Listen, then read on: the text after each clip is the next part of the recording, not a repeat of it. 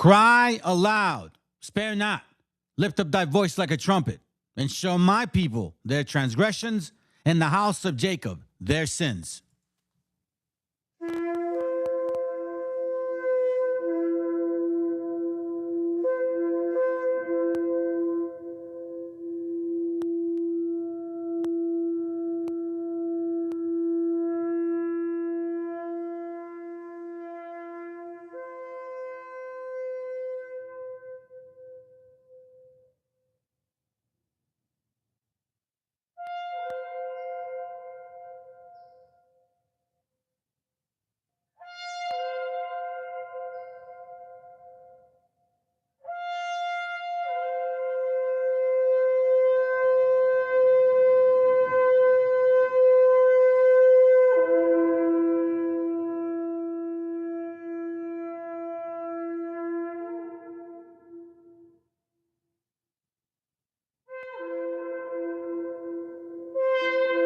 Copyright disclaimer. This content does not belong to Bible Chronicles or claim this intellectual property. The content provided today has and always will belong to the content owner. Bible Chronicles does not have any affiliation with the owner of this property. As mentioned, Bible Chronicles did not intend to make use of any material for the purpose of harvesting gain. However, Title 17 of United States Copyright Law states material and use can only be done when it's for theological or general educational purposes, and thus Bible Chronicles believes that this principal material falls under fair use, which honors protection under Section 107 of the same U.S. copyright law.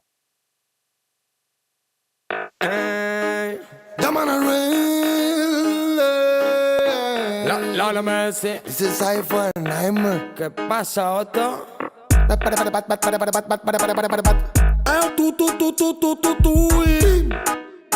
It's original. Yo, watch you know.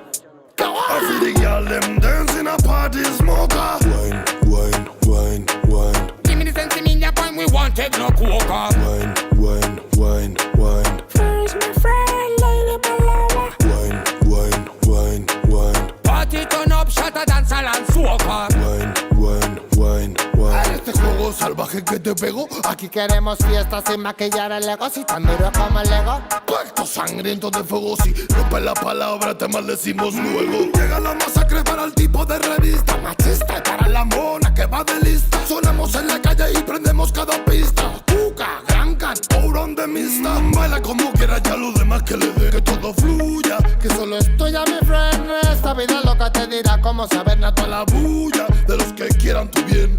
Canta y buena será para todo aquel que quiera. Menos violencia temeraria para cualquiera. Brilla como una estrella en esta vida bella. Somos hermanos que borramos toda frontera. Rumba, suena la bomba que traemos los soldiers. Gimme, gimme, gimme, gimme some. Esta penumbra que está que tumba, solo modo hardcore. Bombs away, bombs away. Charma, pasa marrón. Smoking at the ear, beer with a bun. We no pop Mali dark, we no text no. Girl wine for me now, mulai no plow. But bitch they a but we no girl clown.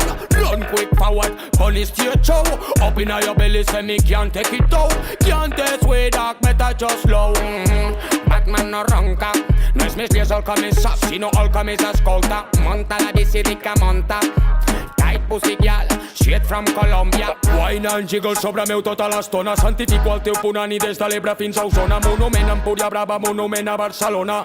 Fem sonar l'alarma antiincendis de la zona. Germà, passa'm el ron. Smoking at the ear, beer with a bun. We no pop Mali dark, we no text no. Girl wine for me, mulla I no flow. I see the girl them dancing a party smoker. Wine, wine, wine, wine. Give me the sense in your point, we want take no coca. Wine, wine, wine, wine. First my friend, lady palava. Wine, wine, wine, wine. Party turn up, shatter, dance, and soca. Wine, wine, wine, wine.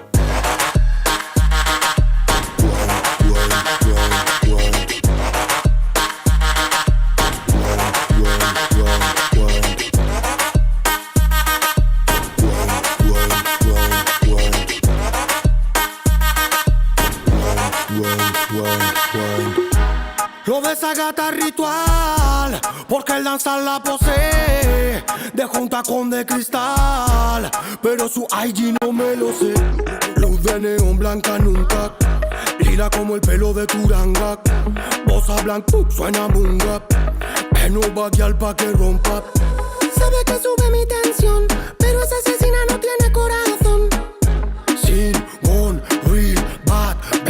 guiar pa' que rompa. Vengo mal hasta el hueso, mi equipo está en eso y no hay vacantes. Nunca fue solo porque eso del ritmo estoy preso, que no me falte. Venimos ready para que lo aguante. Puto Batman, quita de delante.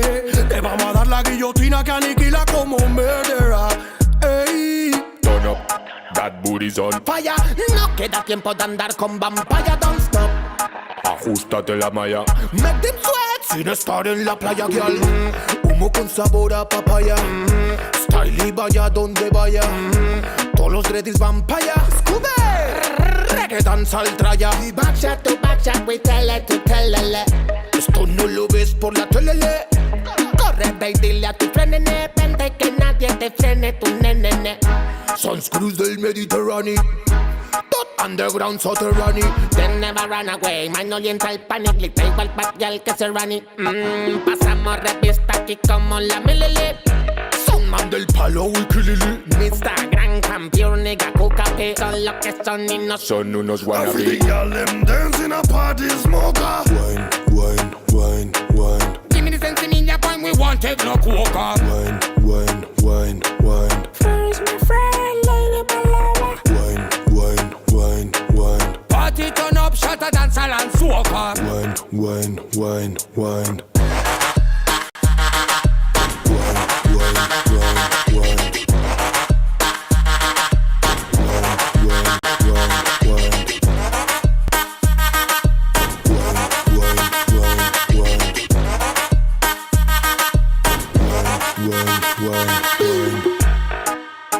¿Qué decir? Es puro flow underground, nigga. Check it out. Respect, nigga.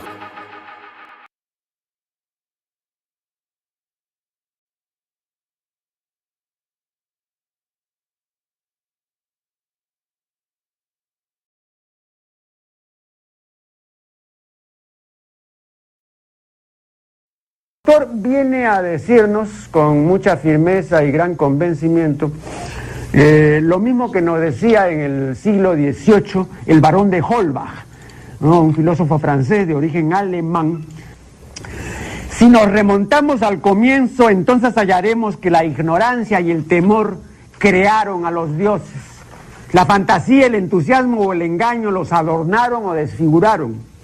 La debilidad les rinde culto, la credulidad los conserva, la costumbre los respeta y la tiranía los apoya para que la ceguera de los hombres sirva a sus propios intereses.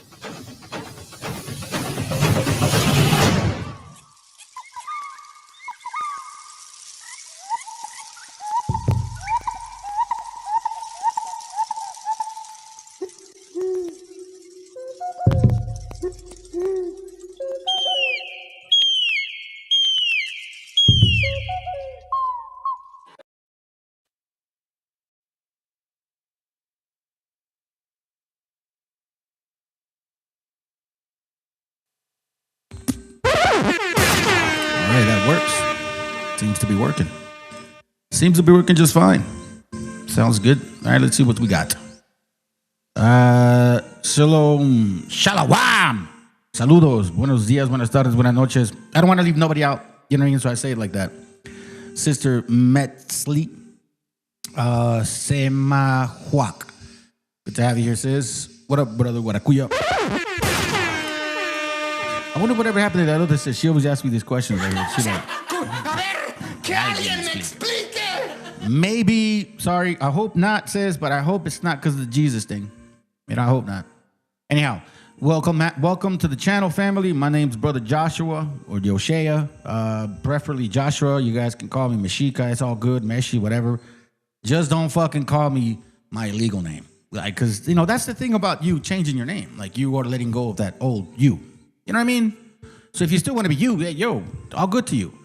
But that's not what I do. This is exactly what the scriptures talk about. A lot of you guys don't understand that shit. I don't know why. I really don't understand why. I mean, it's self-explanatory. Abram was changed to Abraham because he knew what he was at that moment. At that moment, he knew what now he was. I got a lot to show y'all. We're going to keep hammering away to this shit right here. I know a lot of people hate me. They're very unhappy because I've been basically exposing truth. Their desperate charade, all that wicked Jesus shit, is dead. We know the history. We know where it comes from. We know Paul referenced Plato all the time. Socrates, Seneca, he also mentioned, I believe, another guy. We know the parables of Jesus comes from certain areas. We understand that whole process. We know now. There's no confusion. Saludos, mi gente. What's up, brother? There's no confusion, okay? Like I told you, how can we criticize Christians if we're still part of their branch? You see, you have to sever yourself completely from Christianity to see exactly what we're talking about. The moment you realize what really has happened for lots of years, they lied to us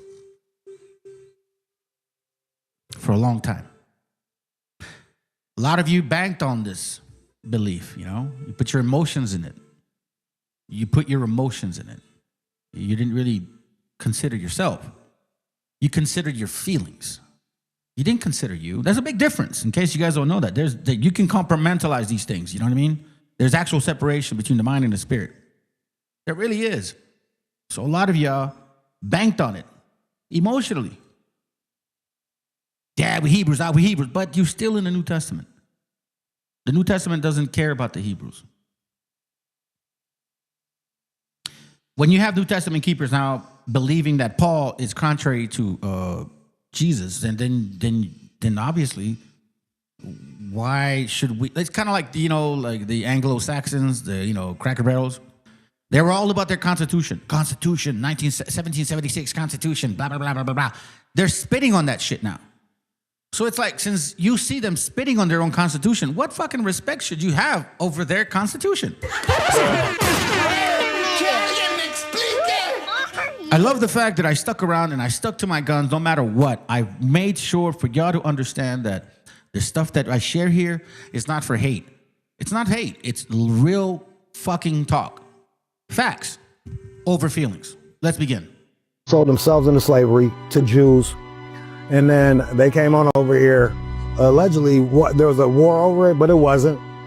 But they got freed by white people killing each other. Like, was you gonna free yourself? Like, no one freed you. You didn't free yourself. So, like, motherfucking white people died for this shit. Like, not even a thank you, man. Not even a, hey, man, thanks for that shit, bro. Appreciate it, because we still was fucked up, man. Bruh, the net drain, like, do the math. Do you think a net positive or a net negative? Year after fucking year after year. The shit that I'm saying, it's like cats will look at him like, this motherfucker's a wizard. No, I'm not a wizard. I'm just telling you exactly, like, go look at math. Go do data. Go look at history. Motherfuckers don't like history, though. They don't like history. They don't like math. It's all about emotions. And it's like, yo, dog, reparations for what? Black people sold them. You know, so it's, I guess you could say, hey, by the way, thank you, bro, for sending me that. Appreciate you. I've been saying this since 2022, 2023. I told you that they were going to treat you guys like Palestinians. I fucking been saying this forever, for a while. Now, I guess it's better late than never. You know, better late than never, right? I've shared this video with y'all several times. Several times. Okay? But at least our people are finally seeing it.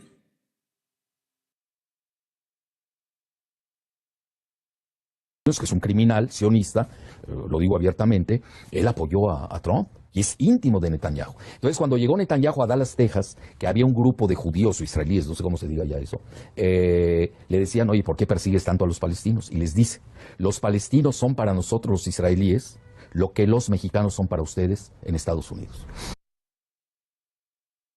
You see that? So the Mexicans, you beaners, pigs, wetbacks, you gotta love that. You gotta love that nickname. You gotta love it. We're good at that, fam. Fucking embrace it and take it. Be like, so what? Don't hurt my feelings no more because we know the truth now. Remember, keep in mind that back in Pancho Villa's time, we had our own people dying for Cristos, los Cristos. They went to war with the name of Cristos because they wanted to separate church and state. In Mexico, that was actual church and state law. You have to learn the history of what happened to our people. Only 5 to 3% were actually literate at that time, fam. Pancho Villa has a lot to do with our history. They don't give no credit to that man. Did BHI ever give credit to that man? Fuck no. They told you about Malcolm X or fucking, what's his name, Martin Luther King. What the fuck does he have to do with us? I'm not an African. You know what I mean? I've never met the dude. That's all they did. They gave you their men to glorify. They didn't talk about our men, let alone our women. The only reason they talk about our women is because they look fucking good. But they don't ever raise you men. No, they call you dumbass Northern Kingdom silly doves. They're no different than these people here. Keep in mind, it comes in every direction. I hope you understand how valuable you are, my brother Mexicas, my Taino brothers, my Arawak brothers, and you know what I'm saying? I hope y'all understand how valuable you are. Why they keep suppressing you. Why they keep giving you a religion. That's why I played the video in the beginning. The religions were created for what? For the weak, for the stupid, and also because government wanted to make sure they can manipulate you and have control. That's total religion right there. If you can't think for yourself and question it for the one moment and then not have other people hate on you, guess what? Then something's wrong. Supposedly they're like fearless under their Jesus. They're not fearless under their Jesus because the moment I questioned their fucking Jesus, they all got scared. Once again, remember. Es que es un criminal sionista, lo digo abiertamente, él apoyó a Trump y es íntimo de Netanyahu. Entonces, cuando llegó Netanyahu a Dallas, Texas, que había un grupo de judíos o israelíes, no sé cómo se diga ya eso, le decían, oye, ¿por qué persigues tanto a los palestinos? Y les dice, los palestinos son para nosotros los israelíes lo que los mexicanos son para ustedes en Estados Unidos. Entonces yo veo la palestinización de los mexicanos en Estados Unidos.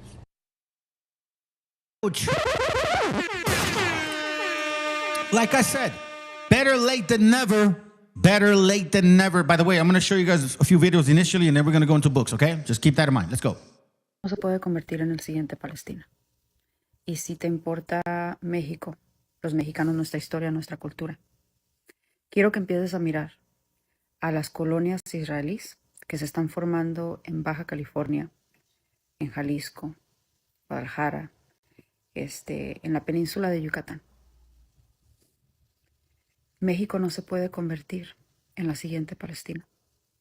No podemos permitir que los israelíes lleguen a México, que construyan estas colonias y que luego después nos vayan a salir con que en su sagrado libro se les prometió México hace 3,000 años. México es la herencia de los mexicanos y de los mexicanos solamente.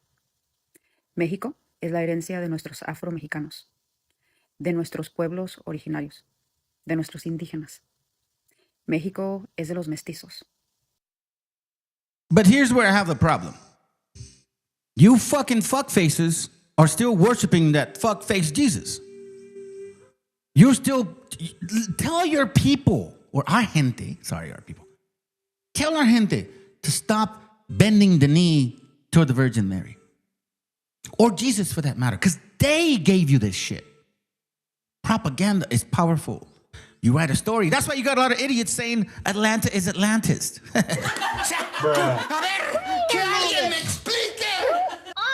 So even though I like what she's saying, I appreciate it very much. But you know what? While Mexico and all you indigenous brothers and sisters, while you're still worshiping this fucking Jesus, New Testament, and this Virgin ugly Mary,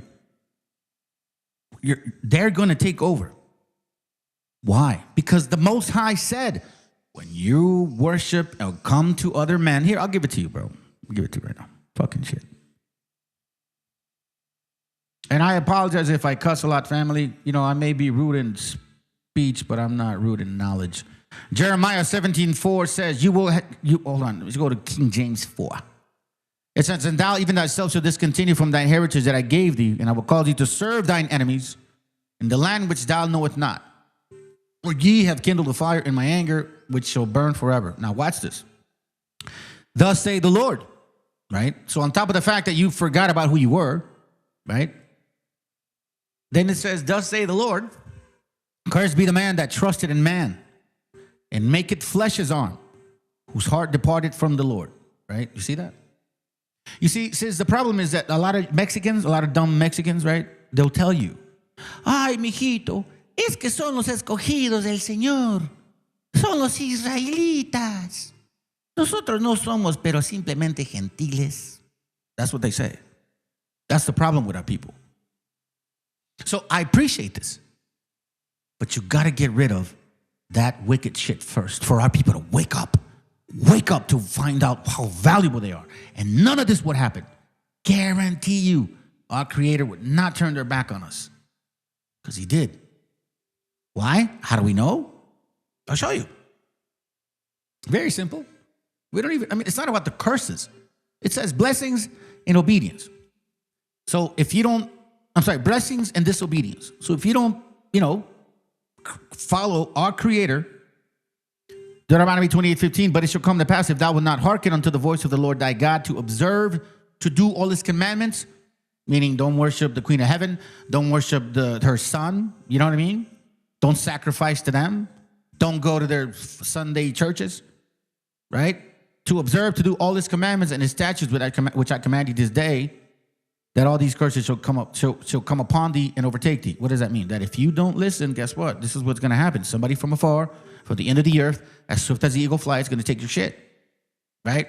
Somebody that you didn't even know about. Like, for example, verse 43, Deuteronomy 28:43, the stranger that is within thee shall get above thee very high, and thou shalt come down very low. The stranger, right? You're complaining about them buying land. He shall lend to thee, verse 44, and thou shalt not lend to him. He shall be the head, and thou shalt be the tail. What did they say about Mexico? El trasero de Estados Unidos. I'm glad y'all are realizing, but before you can even say anything to them, you got to get rid of that Jesus and that Mary, because that shit it has you guys captivated and doesn't allow you to focus on your own people. México es de los mexicanos. No podemos permitir que un Israel que solo existe por el decreto de una carta, por un personaje que decidió que se debería de construir un Israel. No podemos permitir que este país, que ha cometido uno de los genocidios más brutales de nuestros tiempos con nuestros hermanos palestinos, que el día de hoy están ejecutando a nuestros hermanos palestinos, que han entrenado a los perros, escucha, que han entrenado a los perros a violar a los palestinos, que violan a las mujeres, a los niños, a los hombres, que los maltratan, que los humillan, que los torturan, que los matan de hambre, que les quitan sus órganos en vida, que les han robado sus árboles de olivo, sus fishing nets, que están usurpando toda su cultura, toda su identidad, por un pueblo, un grupo de personas, que ni siquiera son judíos, no son semitas. Y por eso, pues, no se hacen una prueba de ADN. Tienes a personajes como Becky de Nueva York, Jennifer de California, que llegan a Palestina con una carta diciendo que hace 2.500, 3.000 años se les prometió la casa de esos palestinos. No podemos permitir que ese pueblo israelí siente raíces en México. Es muy peligroso. Esto no es en contra de los judíos. Tenemos que separar el judío del sionismo y de los. Oh, this is about them. Fuck these fucking Jews, bro. Fuck these Israeli motherfuckers. They're killing babies over there, woman. Or are you saying that so you can collect money You see, this is right there at that moment when you understand exactly how people se miden, way. Like, oh, well, I don't want to really say. I'm not saying you guys are all evil. They're killing babies. And they're all in agreement with it. The majority of Jewish people voted for trompetas. Everybody blamed the Hispanics, the certain white folks, certain black folks, certain Asians, certain Cubans, certain Puerto Ricans, certain Dominicans, you know what I'm saying? Certain South Americans. But nobody pointed the finger at these Jewish motherfuckers that voted for Trump predominantly by more than 90%. Even Democratic Jewish voted for Trump. But you guys don't say shit, do you? So be mindful, family, of when people push message. It sounds good. Oh, it's nice. Oh, it tickles me. Oh, it feels good. Oh my God. But then you really pay attention. You're like, wait, hold on.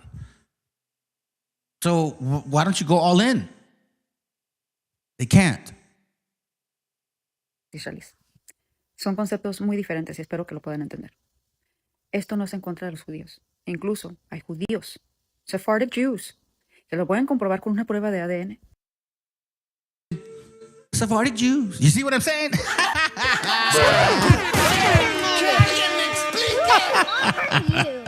Again, I guess never late, better late than never, Let me just hurry up, man. I'm just going to let her talk because this is annoying. Están en contra de lo que está haciendo Israel a Palestina. No podemos permitir que se sigan apoderando de nuestra agua. Ya se apoderaron del agua de Chihuahua y de muchos otros pueblos de México. No podemos permitir que sigan controlando nuestras cámaras de vigilancia. Red means warning. ¿Saben qué están haciendo? Se llama reconnaissance. Es como cuando el militar estadounidense va a un territorio y empieza a observar. Está colectando cómo te movilizas. Están observando tu comportamiento, human behavior, para poder formar un plan de ataque. No podemos permitir que los gobernadores mexicanos, los presidentes municipales. Hey, look what this person asked. Maridela dice, ¿y la presidenta qué está haciendo al respecto? Ella misma es judía. Ella es judía. Desafortunadamente, esto ya es de años y ahora quieren que solucionen esto en poco tiempo. Ella tiene tanto trabajo y trabajo tan duro contra los embates de invasión del loco, ya sabemos quién que hay de ayudar y no dejarle todo a ella. Pero ¿sabes qué? You want to know what's so funny? All of these are Christmas Christians. All of these dumbass motherfucking Mexicans and shit. Yeah, I said it. Dumb Mexicans. You guys all worship the Virgin Mary, and you go to church on Sunday, and then you're mad because fucking foreigners invaded your ass, because they know how stupid you are. They know that you fell for it. It's like, I can trick these stupid beaners. If it's so easy to make them believe a Virgin Mary so they can crawl on their fucking knees, and they believe a Jesus that's not even real, what makes you think I can't manipulate them in many other ways? They're fucking stupid. That's the reality. That's how they see you. Until you let this shit go. Because we are bringing facts. This is not about emotions. It's not like, oh my God, I just don't like Christianity. No, I was hardcore in it, man. I used to go to retreats as a kid. Often my mom would send me to them. Retreats, youth retreats. I went to several. I must have gone to like 15 of them, dude. I used to believe this stuff, like very involved. Help the church, altar boy. I read in the front of the church, you know what I mean? I don't even know, bro. You think that I just kind of like, oh, I just don't know, man. And scripture was never hard for me to understand since I was a kid. I'm not special or anything. I just happen to really understand the scriptures. This isn't hate, man. This is just telling you about real shit. You gotta let that fucking demon spirit go. The moment you realize that this Jesus character and his mom was exactly the idols that the Old Testament talked about not to worship, something happens to you. A big ass weight leaves. And And that fear, or whatever fear you had, is not there anymore. Let's continue. Los gobernadores estatales se sientan en la libertad de vender la soberanía y los recursos de los mexicanos. Ustedes no son los presidentes o presidentas de la República. Ustedes le obedecen al pueblo y no le pueden robar al pueblo lo que es del pueblo. No les pueden robar soberanía, no les pueden robar recursos, agua. No les pueden robar el derecho de la herencia que les pertenece. México es para los mexicanos. México es para nuestros afrodescendientes mexicanos. So why is she emphasizing that? Like, out of all the stuff, right? México es para los afrodescendientes mexicanos. Okay, hold on, Brad. Why the fuck are you saying that? Like, this is talking about our people, right? Before you want to include, like, you know, outside skirts, how about you just say raza, indígena? Oh, esto es para los africanos indígenas. Ah, I see. I see now. Okay, let's go. Nuestros indígenas, no para el pueblo de Israel. Este es un tema muy delicado porque cada que retomo este tema, me gusta recordarles algo que es muy importante. Tu religión y tu relación que tú tengas con esa entidad, y lo digo con respeto porque yo soy atea, es personal. So this broad is atheist. This is who's passing the message. Again, sometimes messages that are good have a lot of shit around them. Be mindful. That's why it requires discernment. Just continue. Es entre tú y a cualquier personaje que tú le estés rezando. Es personal.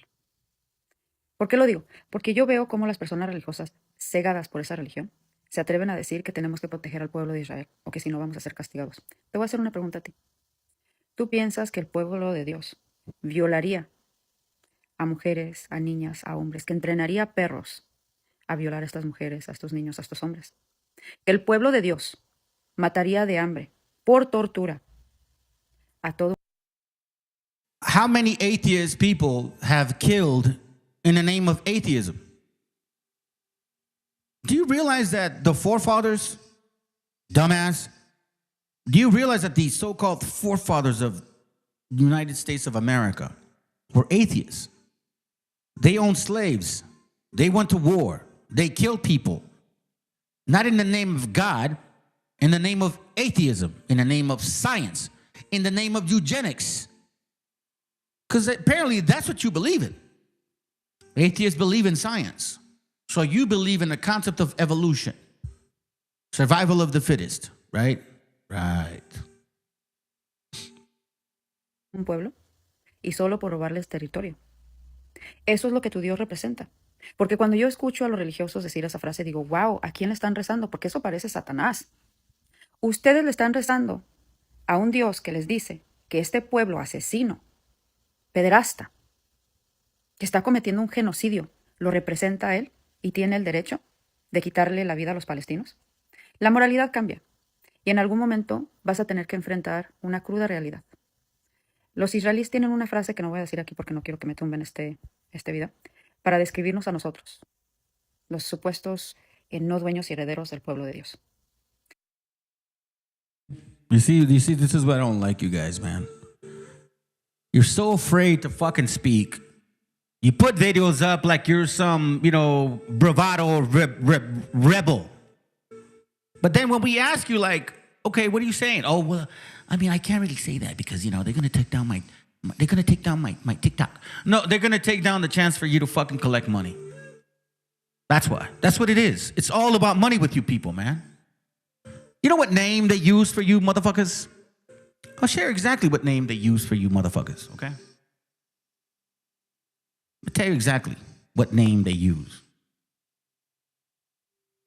You see this word right here? No, not that one. That one. You see this word right here? This word right here is a word that they famously use. They call it is it called? Mishka. Hold on a second. Is this the one? Oh, come on, bro. Don't tell me it's not the one now. All of a sudden, now when I need it the most, and now it's not the one. Good Jesus. I've been saving that. I've been saving that for days. Hold on. Mix.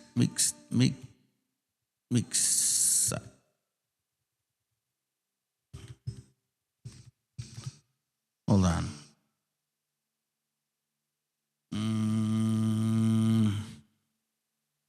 They're not going to give it to me. I know it already. Sorry, family. I thought I had the link. I guess I don't. Forgive me. Let's continue. Y es una frase muy fea para deshumanizar a todos aquellos que ellos no quieren. Y eso nos incluye a nosotros, todos los latinoamericanos. Y ellos dicen que su derecho a existir por mandato divino, por ese libro que ustedes adoran, les permite tratar a todos los demás como menos que humanos. Ustedes escucharon lo que dijo en un momento Netanyahu, que él dijo que primero tienes que empezar a deshumanizar un pueblo. Bueno, ya lo están haciendo. Los Estados Unidos y Israel se han encargado de tener esta propaganda tan tremenda en contra de México, diciendo que los carteles son un grupo, son terroristas, y por eso. This is another part of why, a lot of you guys that are probably new to this channel didn't realize that I've been saying this shit for quite some time.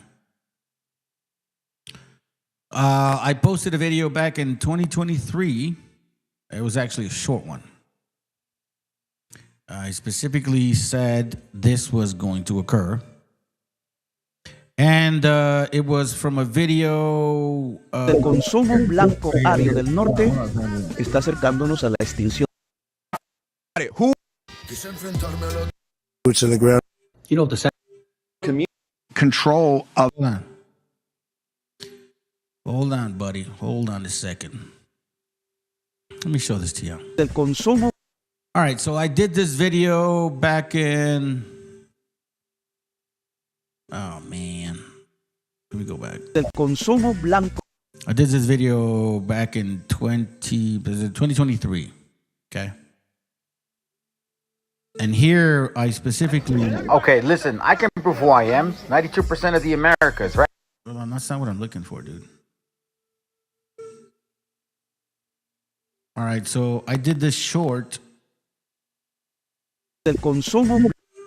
President Petro of Colombia stated this on September 2023.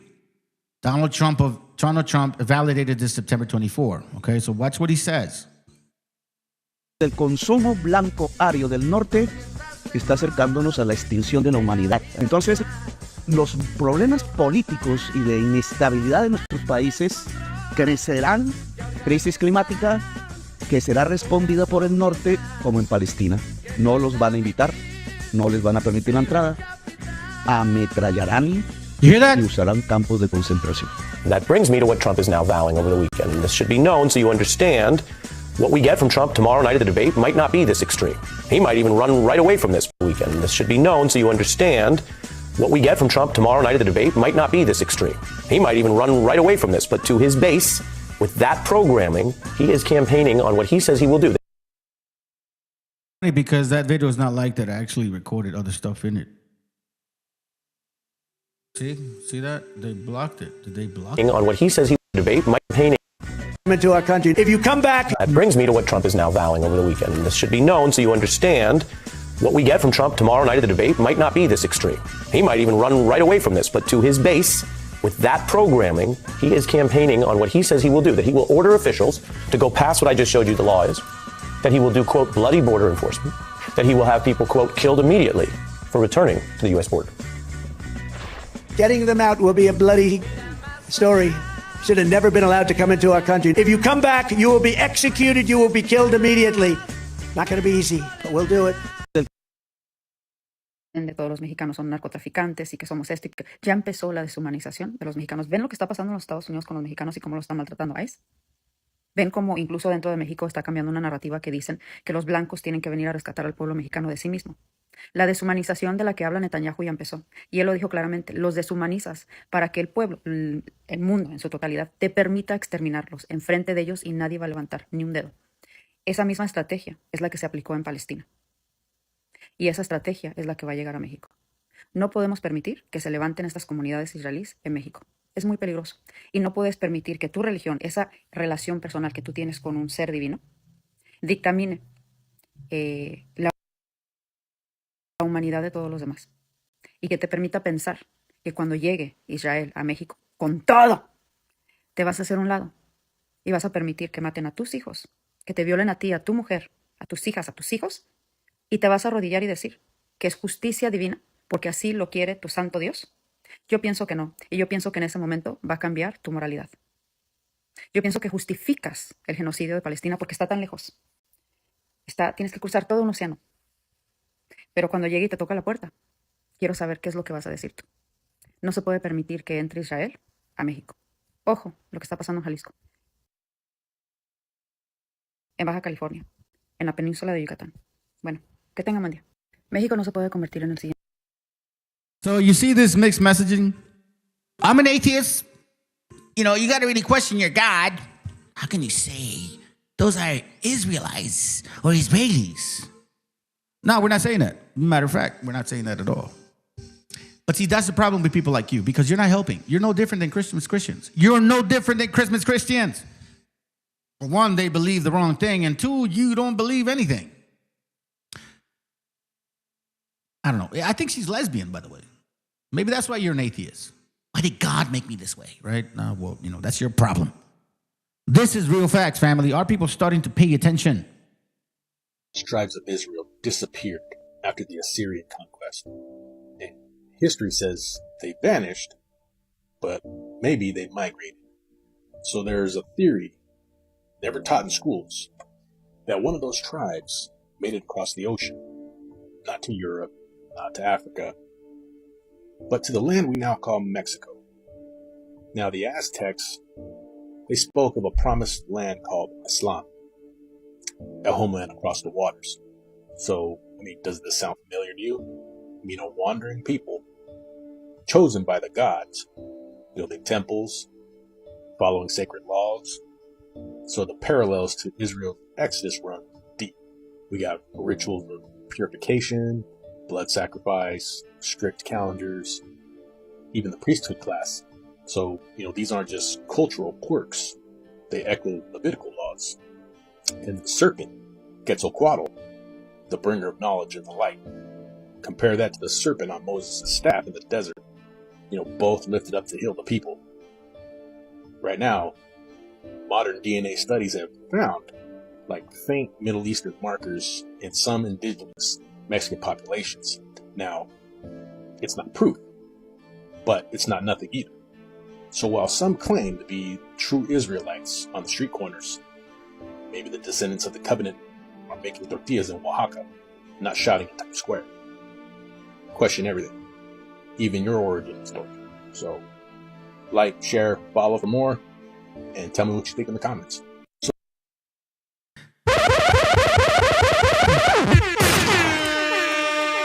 ¡Viva México, cabrones! Let me say that again. Where's your moral code? Where's your soul? You preach 10 commandments, but broke every scroll. That shit is beautiful, man. When I hear my people talking like that. And we're encountering these things, right? Migration, the stuff that he mentioned, Levitical laws, sacrificing certain things. This brother right here and I were talking about it earlier, man. We were talking about it earlier. And, you know, this is the awakening now, the real awakening of our people. Because we're shredding that new fucking thing. We're not afraid to speak on who the fuck is this Jesus? And who the fuck is this Mary? We're not afraid of it. You want to know why? Why should we? 1492 showed up, destroyed, decimated our people. We don't even know who we are now. What do we got to lose? We got nothing to lose. All to gain. And finally, in a long time, I've been waiting for these brothers to like say, hey man, you know, like, what do you think of this? So the 10 lost tribes of Israel disappeared after the Assyrian conquest. And History says they vanished, but maybe they migrated. So there's a theory, never taught in schools, that one of those tribes made it across the ocean, not to Europe, not to Africa, but to the land we now call Mexico. Now the Aztecs, they spoke of a promised land called Islam, a homeland across the waters. So, I mean, does this sound familiar to you? You know, and across the water. Where's your soul? You preach 10 commandments, but broke every scroll. Deuteronomy 13. Deuteronomy's, Second Ezra. Shit. I was looking at something, picking something else. Second Ezra, chapter 13, verse 40. What does it say? And those are the 10 tribes which are carried away prisoners out of their own land in the time of Hosea the king. All right? Let me skip this because you guys have read it before. Then it says, for the Most High then showed them signs, for the Most High then showed signs for them and held still the flood till they were passed over. For through that great country there was a great way to go, namely a year and a half. And the same region is called Arsareth. By the way, Arsareth is the region. Arsareth is not the land. The land here, like Aztlán, is a region of Arsareth. Wandering people. Arsareth is, I've showed you guys maps. Over there, like in the corners of, what do you call it, Russia. Let's continue. They spoke of a promised land called Islam, a homeland across the waters. So, I mean, does this sound familiar to you? You know, wandering people, chosen by the gods, building temples, following sacred laws. So the parallels to Israel's Exodus run deep. We got rituals of purification, blood sacrifice, strict calendars, even the priesthood class. So, you know, these aren't just cultural quirks. They echo Levitical laws. And the serpent, Quetzalcoatl, the bringer of knowledge and the light. Compare that to the serpent on Moses' staff in the desert. You know, both lifted up to heal the people. Right now, modern DNA studies have found like faint Middle Eastern markers in some indigenous Mexican populations. Is that they found a faint in like Middle Eastern markers, right? Okay, so like saying there's Hispanic folks or so-called indigenous that have like, you know, some DNA from over there. I've shared with you guys my DNA, you know, test results. Like I don't hide that shit from here, right? I've told you guys about the ancestry. I'll show it one more time. So you'll see. It says here, supposedly, if you go to the most recent analysis, it says 91% indigenous of the Americas, mostly Mexican or Mexica, 14% Peruvian, Colombian, pure indigenous, about 6%. I don't know what it means by pure indigenous. I'll click on it, I guess. Like that's where, you know, like that's where the most recent is, right? But then when you go to advanced analysis, then you start seeing that I'm predominantly South American. Okay, that's my legal name. And it says here, okay, look, advanced analysis. When you look at advanced, the one that I clicked on first is recent, but when you look at advanced analysis, it says I have an admixture of the Americas here, 92%, okay? Then you have Europeans, Asians, whatever. Okay, so look, like if you break it down, it's like 1% from these people. Like that doesn't even matter. I don't fucking care, you know? It's like that's the maximum of I have mixed in me of whatever else it is in there. Iberian, Toscani, all this other shit. Everything's like, you know, I don't have any fucking African in me, bro. Like I don't have any African as much as I don't have Asian in me, right? So it says here that I'm predominantly, though, Peruvian. When you look at advanced analysis, long term. So I have more Peruvian bloodline running through me than Mexica bloodline. Do you understand this now? And I've always shared this. I've never denied this. I've always shared it with y'all.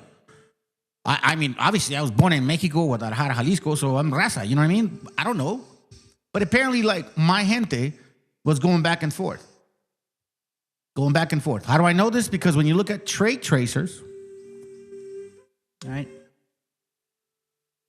Then you start seeing like, okay, so this is who I am. And then it says, from 1870 through 1930, my bloodline shows as Peruvian. Okay? So even though I was born in Mexico, Guadalajara, Jalisco, bloodline shows Peruvian. Then it says Mexican. So there's like a mixture of Peruvian and Mexican in me. Then it says Southern Hand, Chinese. Okay, cool. You know, Negro's gonna jump on that shit. Ah, look at you, Siberian. Okay, you're funny. Then it says Peruvian again. Then it says Peruvian again. 1820. Then it says this guy. Oh shit. But then it says Peruvian again. 1795. Then it says Mexican. Then it says Peruvian.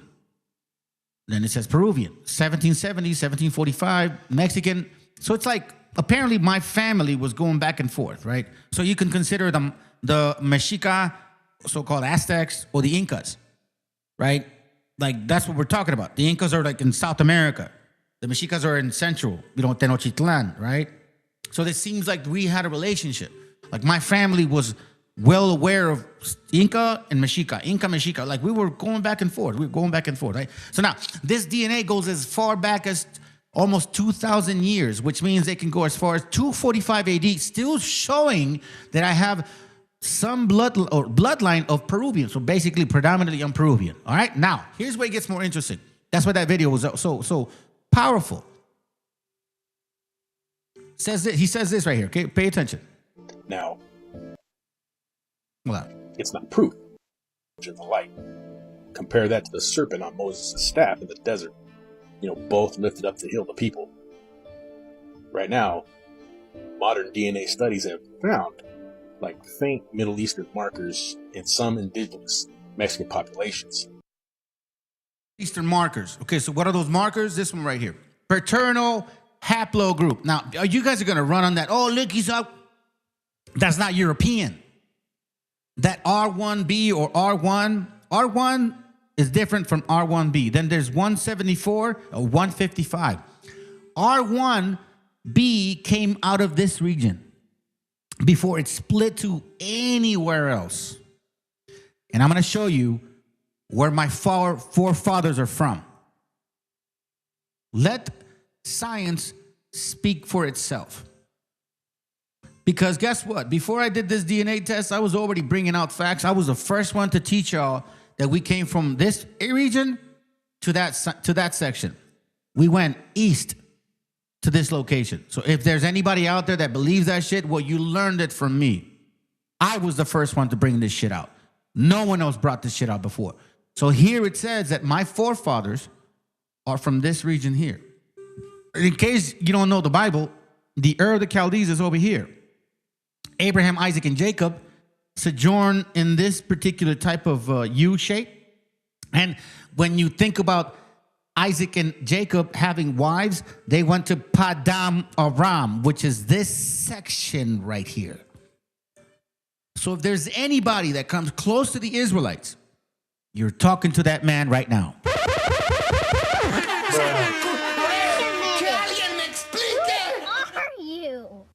And you want to know something? I'm not going to go into it, but I'm not going to go into it with y'all. But when you start looking at like certain things, unique traits, I'll give you one. I'll give you one right here. This one. Like this, how do they know this shit? Little or no body odor. I don't wear deodorant. I don't need deodorant. I don't fucking smell, fam. Like I don't have perspiration. My wife, my kid, dude, they can all confirm it. I don't wear deodorant. And then it says here, little to or no body odor. Come on, man. Come on, son. Like, you guys want the DNA when it matters. So the 10 lost tribes of you want the DNA when it matters and shit. When you don't want to raise the baby or you didn't kill that motherfucker, right? But yet when it comes to real fucking facts of who we are, nah, I'm just an example. I'm an example of the whole tribe that is standing in front of me, behind me, besides me. I'm the example. And my job is to show you, brothers, that my family didn't come alone here. You know what I mean? I'm not no white boy. You see that shit. It's time for you guys to wake the fuck up. That's why scriptures come real easy for us, brethren. We don't have to really stress about that stuff. That's why if anybody comes from some other camp or BHI or some wobble shit, it gets destroyed real easy. They have nothing against our power. All they have is a voice. They don't have a spirit. All right, we're going to move on from this video. Let me play one last time because this is beautiful. Thank you, bro, for sending that shit for Julio. Israel disappeared after the Assyrian conquest. And history says they vanished, but maybe they migrated. So there's a theory, never taught in schools, that one of those tribes made it across the ocean. Not to Europe, not to Africa, but to the land we now call Mexico. Now the Aztecs, they spoke of a promised land called Islam, a homeland across the waters. So, I mean, does this sound familiar to you? You know, wandering people, chosen by the gods, building temples, following sacred laws. So the parallels to Israel's Exodus run deep. We got rituals of purification, blood sacrifice, strict calendars, even the priesthood class. So, you know, these aren't just cultural quirks. They echo Levitical laws. And the serpent, Quetzalcoatl, the bringer of knowledge and the light. Compare that to the serpent on Moses' staff in the desert. You know, both lifted up to heal the people. Right now, modern DNA studies have found like faint Middle Eastern markers in some indigenous Mexican populations. Now, it's not proof, but it's not nothing either. So while some claim to be true Israelites on the street corners, maybe the descendants of the covenant are making tortillas in Oaxaca, not shouting in Times Square. Question everything. With that fucking jab at him and shit, like, you know, those some people yelling in the streets, claiming to be Israelites, but yet you have Oaxacans actually doing it right. Masa is in the Bible. Let me show you guys in case you don't know this. Masa is in the Bible. Come on, bro, play it. Wait. Sorry. Masa. Look, check it out. Unleavened bread, right? There it goes. Exodus, I believe, 12 talks about carne asada. And you shall eat unleavened bread on the first day, put it away for, hold on a second. That Exodus 12:8 talks about tacos de carne asada. Really, I'm serious. It says, Exodus 12:8, and ye shall eat the flesh in that night, roast with fire, and unleavened bread, and with bitter herbs. Now, what's unleavened bread? Hold on. Listen to this. Strong's H 4682. Matzah. Matzah. Can you guys hear that?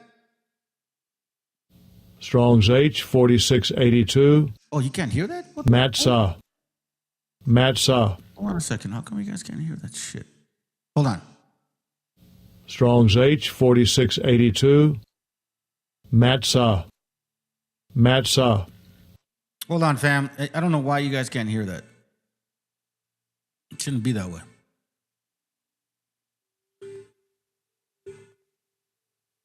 Let me see. Strong's H 4682. Matzah. Matzah. Masa. Masa. Like, here's a different one. Let's see. Here it goes. Strong's H 4711. Matzats. Matzats. That's the supposedly root word, but here is the word for unleavened bread. Strong's H 4682. Matzah. Matzah. Masa. Masa. Masa. How do you make masa? Out of corn. Who is known to be the people of the corn? We are. These are the beginnings of peeling off this hateful image who came in the name of God and raped, pillaged, and destroyed our people. And y'all are still worshiping him, even though he did all that. Which has been literalized. What we have here is a myth which has been literalized. Once you see that, then the whole history starts to fall into a new pattern. People think, oh, why would anyone write a myth? But it's the language of the ancient world. So it's like asking, why do people write science fiction stories? Why did someone make The Matrix? Well, because it's a powerful story which transforms you when you come into contact with it. And it is made up of little motifs which have been taken from all over the place, put together in a new order. Well, that's what myth is in the ancient world. That's what the Jesus story is. Once literalist Christianity had been adopted by the Roman Empire. Hey, Joe Ray, let me say something, bro. I scare people when they show up to my channel. You know, that's probably why they sit back in the background. They can't imagine that raza, a Mexican, actually knows his shit. That's like fucking confounding them. Let's start there.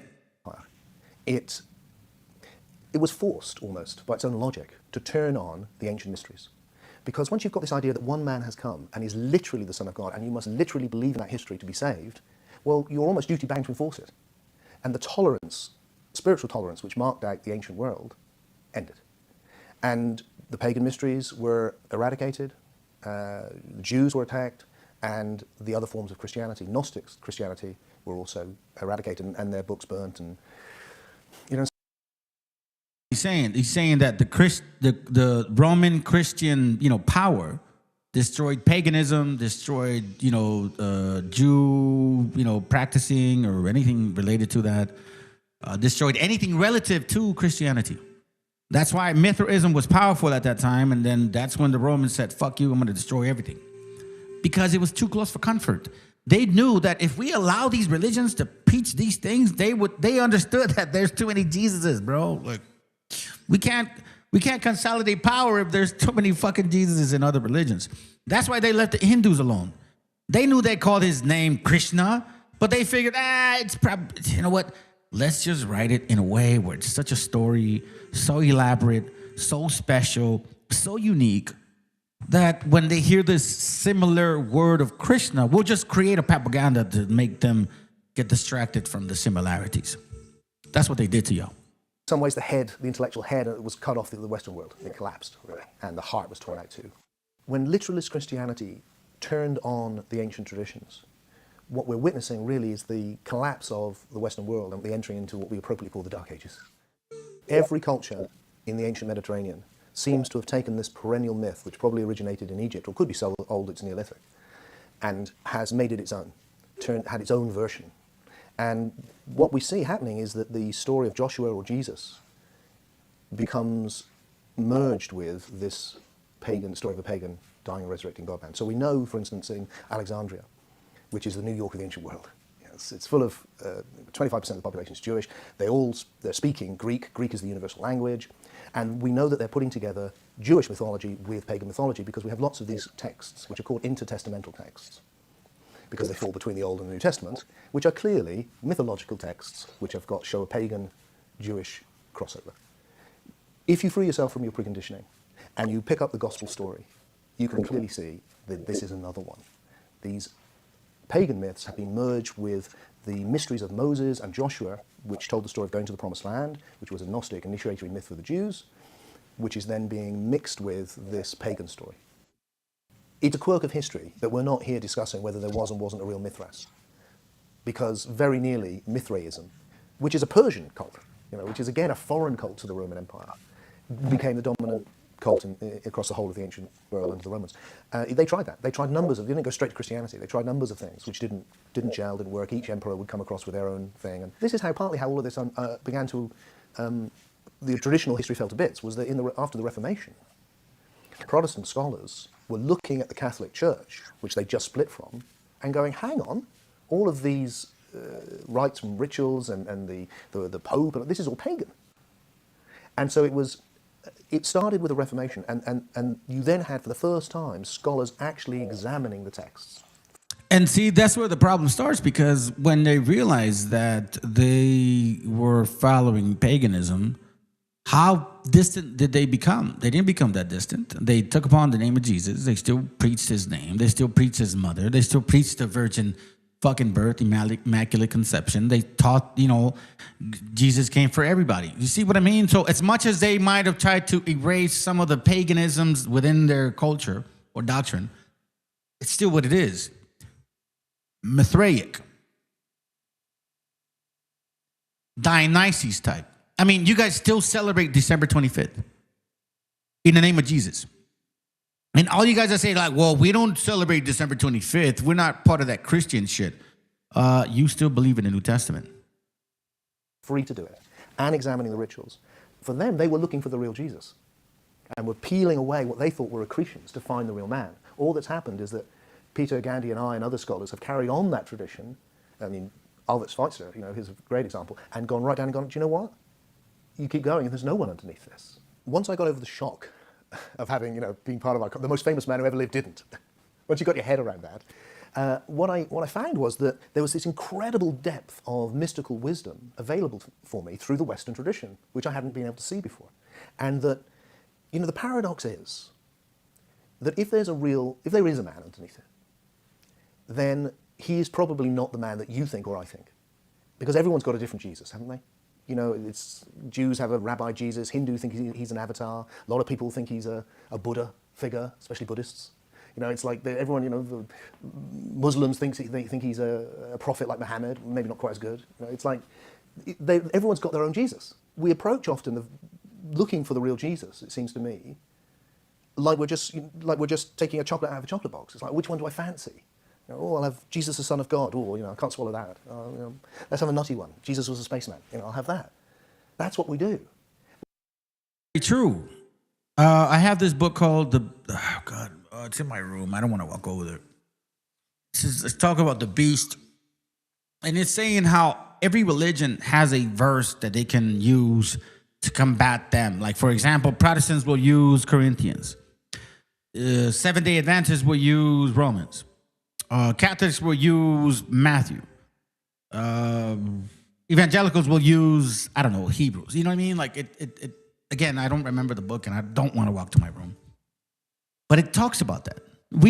All of us have done this. We've all selected Jesus to our benefit. And in reality, he's been repetitive for almost so many people. Once again, it goes back. The Old Testament kept warning us, do not fall for the Virgin Mother and her son. Since we came out of Egypt. Well, what we need to do is actually look at the evidence. And when you look at the evidence, there really is no Jesus there. So for the Gnostics, they are carrying the real tradition. The literalists are an imitation church. They see it. One lovely line I love is a church full of bishops. It's like it's about authority. It's about people setting themselves up. It's not dissimilar to today. It's never, it's always the same, isn't it? There's individuals who come into spirituality because they want to awaken themselves and each other to a state of oneness and love. And there's other people who are interested in setting themselves up with a bunch of followers, making a good living, having a little cult. And the Gnostics saw the literalist church, the one that would become the Roman Catholic Church, as that, as an authoritarian structure designed to fleece people. What I see with the Jesus story is a very old, powerful, beautiful Gnostic myth, an initiatory allegory about Gnosis, which starts as wisdom sayings and a basic myth, which becomes fleshed out and put into a geographical and historical setting. And at some point, there are some serious political overlays which will benefit the Roman world, so that when it becomes the property of the Roman Empire, it can manipulate it to its own ends. We've been so conditioned to think of paganism as some benighted superstition, and then along comes this incredible revelation of Christianity. The truth is much better. Actually, the ancient world was full of everything. You think of it a bit like India or somewhere maybe today. You've got every form of thing happening, but within it, you've got this incredibly powerful philosophical tradition. I mean, don't forget, the ancient world gave us mathematics, science, architecture. I mean, this is a high culture, and therefore, no surprise that its spirituality is also highly developed. And that's what, once you understand that, you can see that it's not to belittle Christianity, it's actually to make a link back to its very beautiful, powerful, profound ancient heritage. And then Christianity takes on a new shape and form. It's not this thing which replaces something, it's like a firing of something. I think there's two things that need to happen in spirituality. One is we need to go back, like psychotherapy, and sort out the past, get clear, realize that we've kind of been caught up in false memory syndrome. We haven't seen the way things actually were. And then we can let go of literalism. We can let go of blind belief that somebody did it for us. The horrendous idea, that if you don't believe this, you'll be tortured forever when you die by a God of love, this crazy stuff. And instead move into a new form of experiential, direct experience. Now, the Gnostic tradition was elitist in the past. It was for the few. I think what's happening now is getting into the whole agnostic shit. All right, so I'm going to cut it off right there.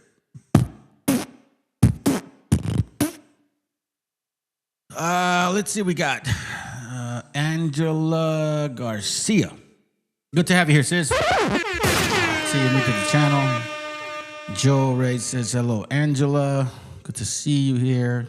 This is part of my time studying. I'm in a lot, especially law, prophecy. Joe Ray, I will sit with you and learn. Oh, that's sweet. I'm just kidding. I'm messing with you, sis. Good to have you here, okay? All right, now we're going to move on to another book. It's called Jesus Mysteries, or the Jesus Mysteries. And this shit's going to fucking really, scare you guys. It should, as it should. It says encoded secret teachings. In antiquity, the word mythos did not mean something untrue as it does for us today. Specifically, a myth was an entertaining story. But the initiated was a sacred code that contained profound spiritual teachings, right? Spiritual teachings, sorry. Then it says, Plato comments, it looks as if those also who established rites of initiation for us were no fools, but there is a hidden meaning in their teachings, mystery teachings. That's why when you read the Oxford Annotated Bible in Wisdom of Solomon, chapter 12, you don't see that in the King James translation. Hold on, let me go through it real quick. Like, you don't see this here. You don't see the word initiates, right? But when you go into the Oxford, it actually mentions initiates. Wisdom of Solomon, just to summarize it, it's talking about the people that went into the land that God said that our Creator gave them an opportunity, see if they would repent. They fucking didn't repent. They didn't care. They wanted to worship the Queen of Heaven and her son. Canaanites. Because it's a Hamitic religion. So whenever you guys are over here, like in church and shit, you know what I mean? Worshiping Jesus and Virgin Mary, you're worshiping an African religion. The international mysteries. The mysteries dominated the pagan world. No other deity is represented on the monuments of on ancient Greece and Italy as much as Dionysus. God-man of the Eleusinian mysteries. Dionysus, who is that guy? How many times did we find him? We find him a lot of times. Look at this. 81 times in this book. Now, who is this Dionysus? Here, my friend. Let's copy that real quick. Okay? Matter of fact, let me show you guys this quick. Let me see. Hold on. Let me see if I can find it real fast.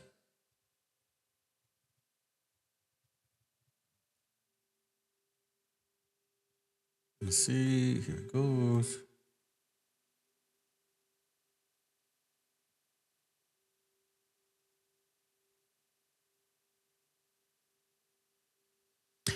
I showed you guys Dionysus, Diodorus Siculus, you know what I mean? That Greco-Roman, talked about him a lot, right? But this is also Dionysus. This is what I'm talking about, family. This is what you're worshiping. Jesus. That's what you guys are doing. Dionysus was a shining star. Dionysus was Orpheus. Dionysus is Jesus. No different. Look, watch. I'll show you. Dionysus, born of a virgin, December 25th, killed and resurrected after 3 days. So who's Dionysus? Was born of a virgin, December 25th, right? We know that Christians do that shit. Let's just say that doesn't apply to all Christians, whatever. But he is the son of a heavenly father, a holy child. Bacchus was placed in a cradle, manger among beasts. Bacchus is Dionysus, by the way. And you can see Bacchus in 2 Maccabees 6. I'll show you. See, we don't hide nothing here. We bring facts. We don't bring feelings. We don't worry about stuff like that. Let me find it real quick. Let's see, where you at? 2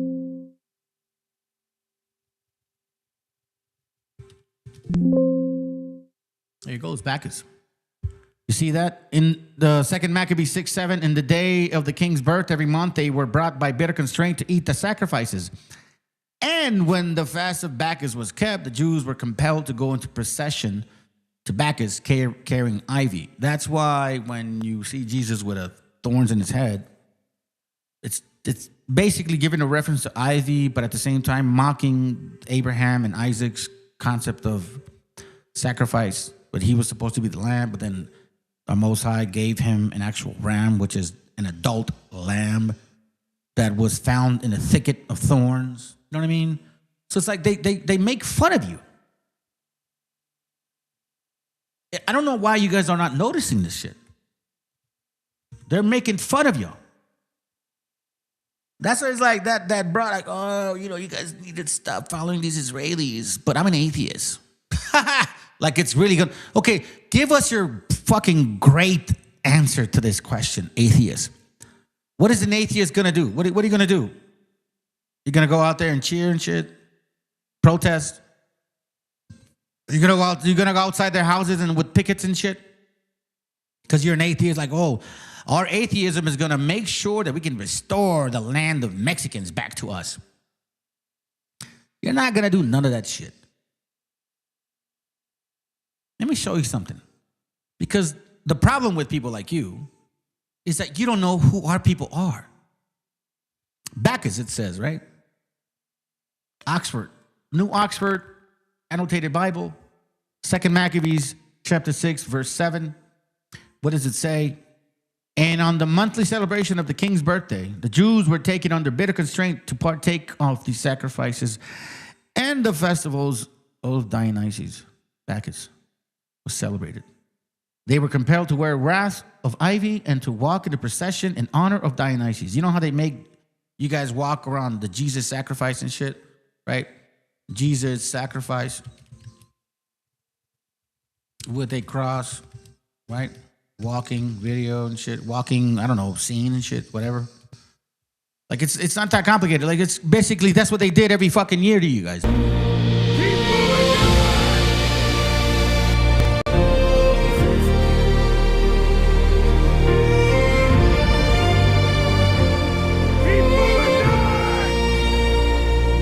Carry the cross for me, love poured out so I'd be free. You carry the cross. The procession of Dionysus with the ivy. You see the ivy in his head? It's just dried ivy. That's it. It's no different. You've been following this shit for a long time. Wake up, my gente. For me, love poured out so I'd be free. Hands that shape the stars, leading on. I'm gonna cry. On that hill, every step you took, I can feel it still. I see the road. I see the. Hold on, buddy. You know what the weirdest thing about this whole process is? Okay, I'll be right there. Hold on. You know what the whole process is about this whole thing? It's like this right here. Like, they're crying to this shit. That's exactly the procession of Dionysus. We just read it. As the holy child Bacchus, Dionysus, was placed in a cradle manger among beasts. Dionysus was a traveling teacher to perform miracles.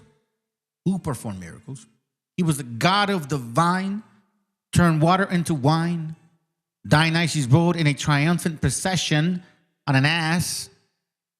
He was a sacred king, killed and eaten in a Eucharist, bread and blood, for fecundity and purification.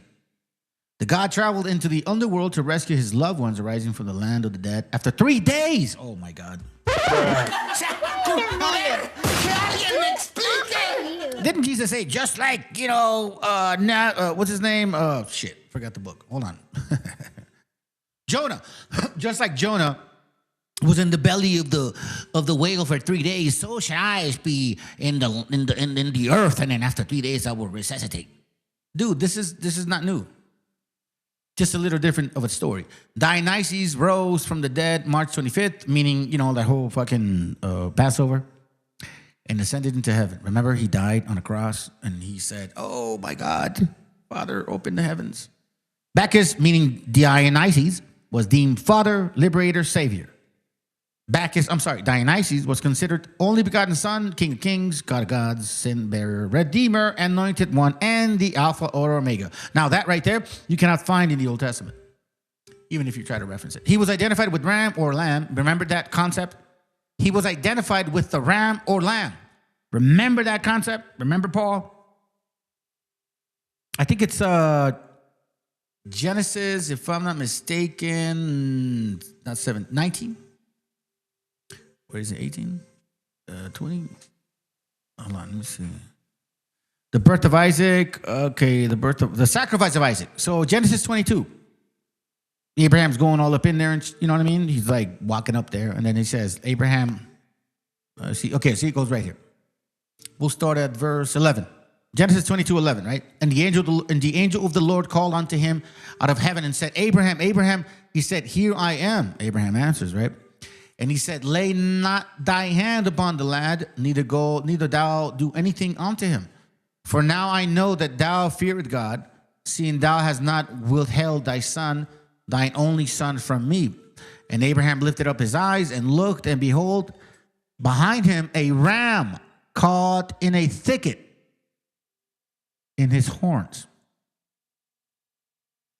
And Abraham went and took the ram and offered him up for a burnt offering in the stead of his son. The ram is an adult lamb. And you see that trickery and that fucking condescending writing? Thicket by his horns. Thorns. Put a T in front of the H. Thorns. The ram was caught with thorns. They're making fun of you guys the entire time.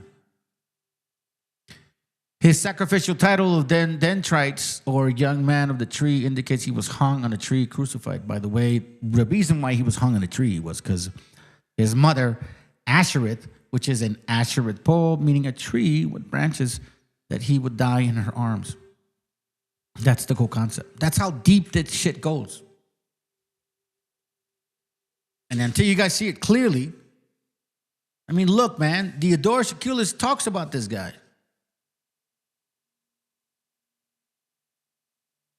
Let me see. Is it the right one? Their Himes or Herb. Yeah, I should have read that. Hey, what's up? Hold on a second, family.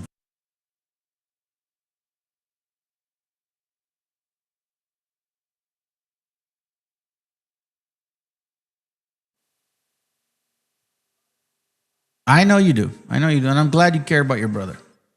I know. Yep. Hold on, let me see if I can find. Where you at? Where you at?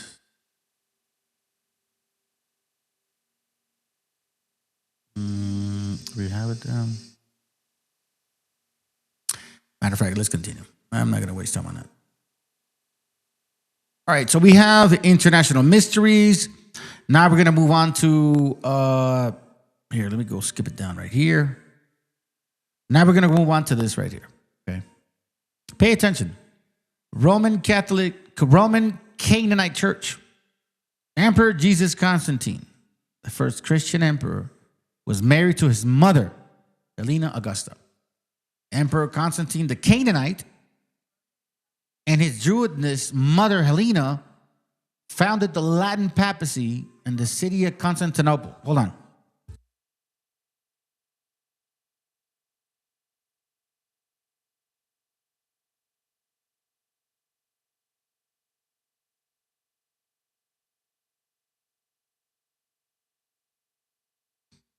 says, St. Paul, a Roman citizen by birth, predicted that the mother and son in incest would give birth to the wicked one.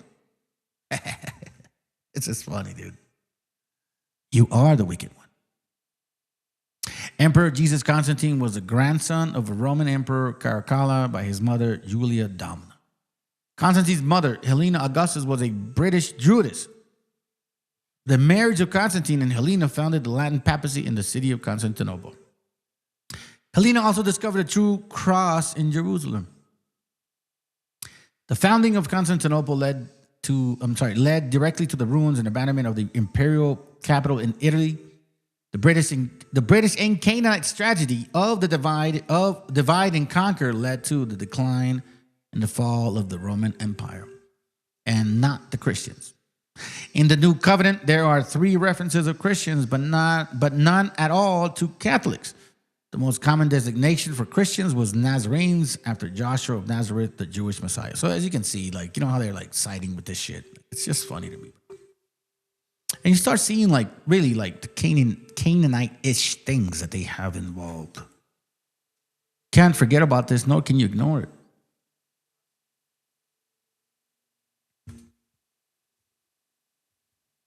Hold on. Give me a second, family.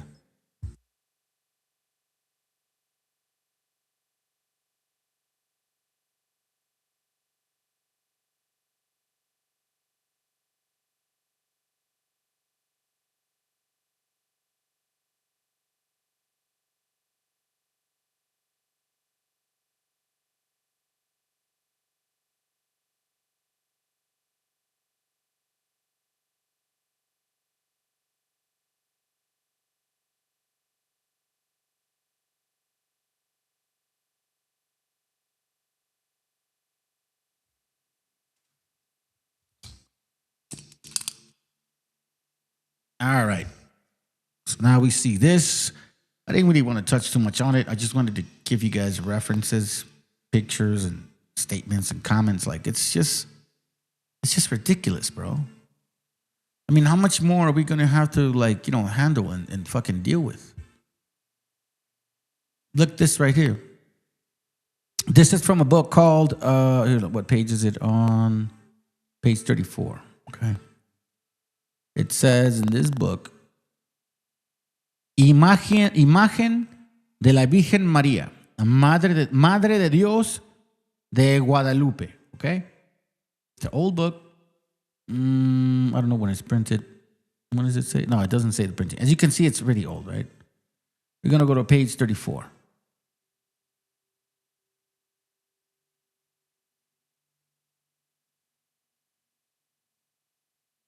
Hold on, where are you at, bro? Okay. Oh, that's right. Sorry, not that far. Page 34 on the PDF. Then it says here on the bottom, I want to read this to you. Watch this real quick. It says, it's in Spanish. Por lo histórico, todos conocen que aquesta tierra se tuvo por habitables por región tan vecina del sol que tal tostaba con sus rayos y así la presumían y llamaban torrida zona. Natural parece que, let me see if I can read this real quick. Hold on a second. Here it goes right here. Aquí había de gozar en rayos de otro sol verdadero y lucido con eficaces calores, pues Cristo Sol, you see this? Christ Sun, not S-O-N, S-U-N, Cristo Sol, Christ Sun, S-U-N, pues Cristo Sol, divino misericordiosamente, había de alumbrar, visificándola evangélicamente a los calores de su fe. Luego dice así, dice, David lo canta en profecía, Salmos 18, me imagino que dice eso, ¿verdad? Y luego dice, Cristo puso en el sol su asiento. para estar sentado, sino para volar en las alas de sus rayos. So here is stressing that Christ acts like the sun. Cristo puso en el sol. You see this? Fundemos el concepto sin riesgos de lisonja entre los ángeles prodigiosos que descubrió San Juan en la Apocalipsis. Una fue de los capítulos 10, adornada y vestida de diversas insignias, y todas singulares, entre las cuales era el sol entre el rostro. Dice, tenía en la mano un libro abierto.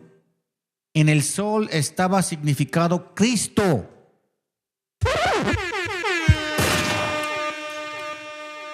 This is a Spanish book, and it's basically saying that in the sun, you know, the S-U-N, is where you find Christ. You guys are worshiping a fucking demon. Manly P. Hall talks about the secret teachings of all ages, right? And it talks about a certain tree of life.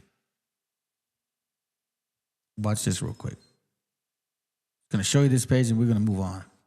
Under the appellation of the tree of life, or the tree of knowledge of good and evil, it's concealed the great arcanum of antiquity, the mystery of equilibrium. The tree of life represents a spiritual point of balance, secret of immortality.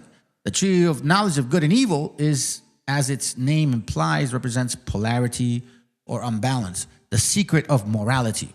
The secret of mortality. The Kabbalists reveal this by assigning that the central column of their sephoritic diagram, meaning the tree of life, and the two side branches of the tree of life are the good and evil. See what the Sifrat says? The Sifrat talks about the tree of life, and the Sifrat also talks about the tree of good and evil. Unbalanced forces perish in the void. Declares the secret work, and all is made known. The apple represents the knowledge of the proactive process by awakening of which the material universe has established. I want to say this to you guys right now. These motherfuckers right here see Jesus as the actual apple. In case you didn't know that. Now, I want you guys to do me a favor, okay? I'm going to read this, not tonight. I'm going to read this either Friday or Saturday. Okay? The two Babylons, or the papal worship, proved to be the worship of Nimrod and his wife. We're going to read this together, and I'm going to go through it quick, okay? I'm not going to fucking read every sentence or anything. I highlighted a lot of pages, all right? I highlighted a lot of pages. So as you can see, we're going to go through it. From page 1 through 20, I want to go through page 22. Okay? So it's not a lot. Okay? It's not a lot. But we're going to look at them with new eyes. See, we used to look at this when we were still in the New Testament. Now we're not in the New Testament. We're going to look at this with new eyes. And everything that I've been sharing with y'all, that I've said the Old Testament was warning us about, they're mentioning it here. You see the mom and you see the son. You see the mom and you see the son. No honor to the father. They all believe in reincarnation. They all believe in the Trinity. They all believe born of a virgin. They all believed in the whole three Godhead shit. They all believed in a tree. They all believed in the same concept. You understand what we're going with? So, that's why it's important that we tackle every single thing. This right here, Babylon Mystery Religion, Randolph Woodrow. I would advise y'all, to read it again with new eyes. It's not a long book. And you'll start seeing where we're at today. You start noticing that this right here was simply Jesus asking for your child to be sacrificed so then you can cleanse your ways, right? Isn't that the same concept? God sacrificed his son to cleanse your ways. How is that any different? When you look at this in new eyes, without the influence of the New Testament, then you start seeing the bigger picture. Then you start realizing how much they lie to us. International mysteries. Let me show you what this book says right here in the first page. Watch this. Oh, it's not here? What the hell?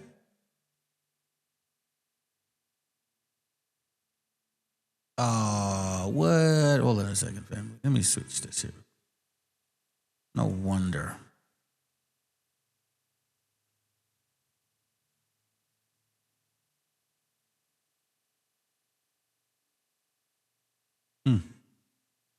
That was weird. You see that right there?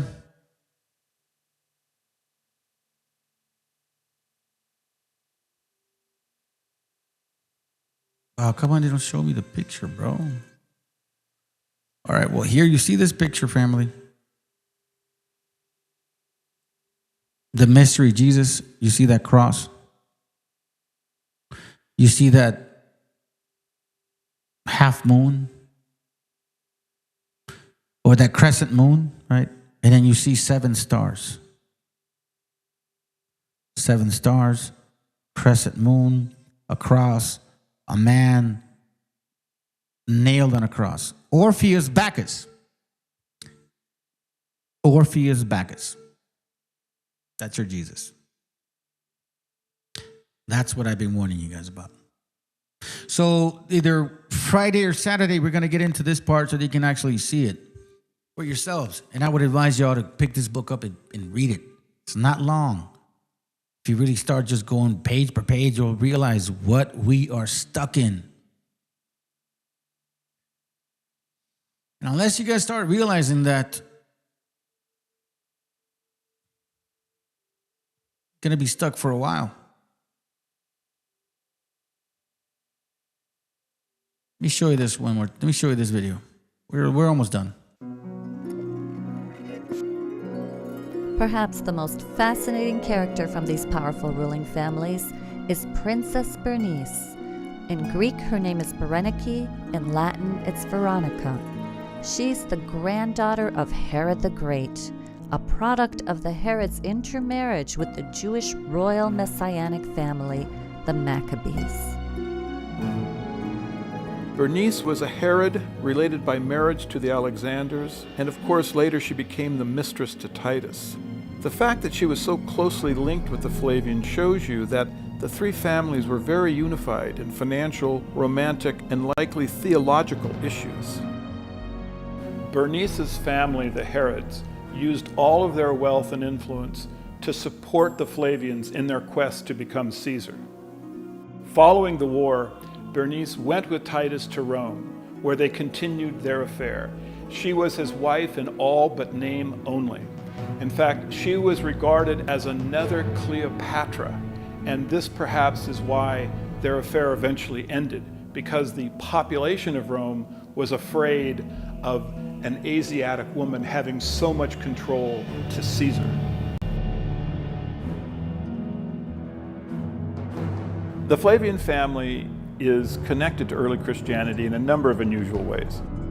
You have all these individuals who are referred to as the Flavian Christians that are connected into the origins of Christianity. The first saints, the first pope. Another individual that was there at the onset of the religion that is somehow plugged into this little cabal of Flavian Christians is the character that we know of as Veronica. In the Stations of the Cross, an individual whose name is Veronica comes forward as Jesus is carrying the cross and wipes his face. She then realizes as Jesus walks on that she's received a miraculous imprint of him on her veil. She was much beloved in early Christianity and actually had an organization that was dedicated to her, the Cult of Veronica. Now, this organization was headquartered at the palace of Bernice in Judea, who was Titus's lover, a member of the Flavian court, and also a member of the Herod family. Now, what is really strange about this is that Veronica is in fact the Latin pronunciation of Bernice. The connection comes from the name. Bernice is how you would say Titus's girlfriend's name in English, which in Greek is Bernike, but in Latin that word would be Veronica. So you can see that there is this very direct connection between Titus's girlfriend Bernice and the cult of Veronica, which was headquartered at her palace.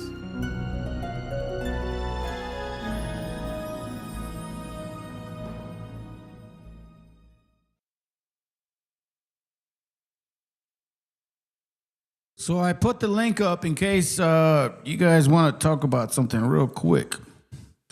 In case somebody wants to defend this nonsense. I'm only playing little short videos. Let's continue. Princess of the Eastern Lands.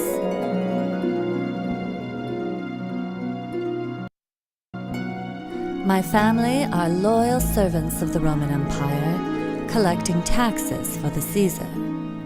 But the reign of one of Rome's most decadent Caesars, the madman Nero, inspired a great disloyalty within me.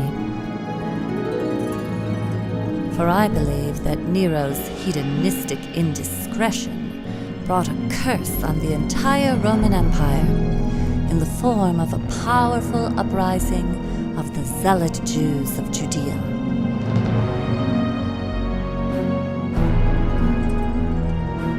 Now, I am proud that my grandmother was a Jewess from the family Maccabees, the lineage from which the Jews' Messiah, or Savior, was prophesied to come. But these revolting zealot Jews believed in a violent, militant Savior who would come to defeat the Romans. And their latest in a string of messiahs, Eleazar, was wreaking chaos throughout the empire. Eleazar and his followers defaced my family's palace.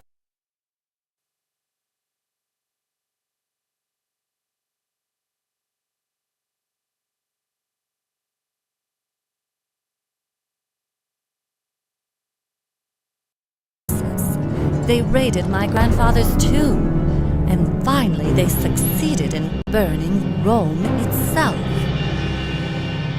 They had to be stopped. Our only hope was General Vespasian of the family Flavius.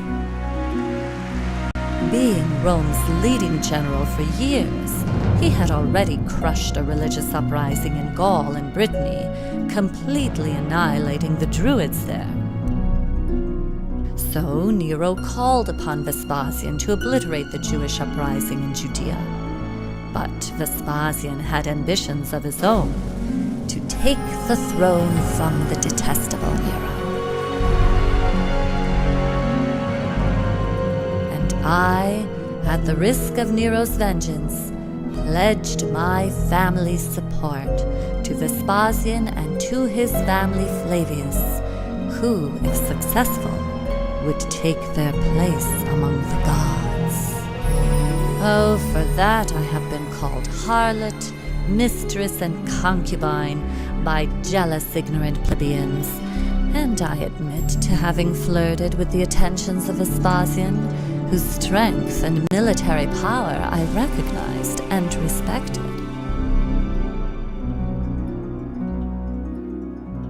But it was the talents of his son, Titus Flavius, that not only captured my heart and my loyalty, but inspired within me the ambition to become wife of a Caesar.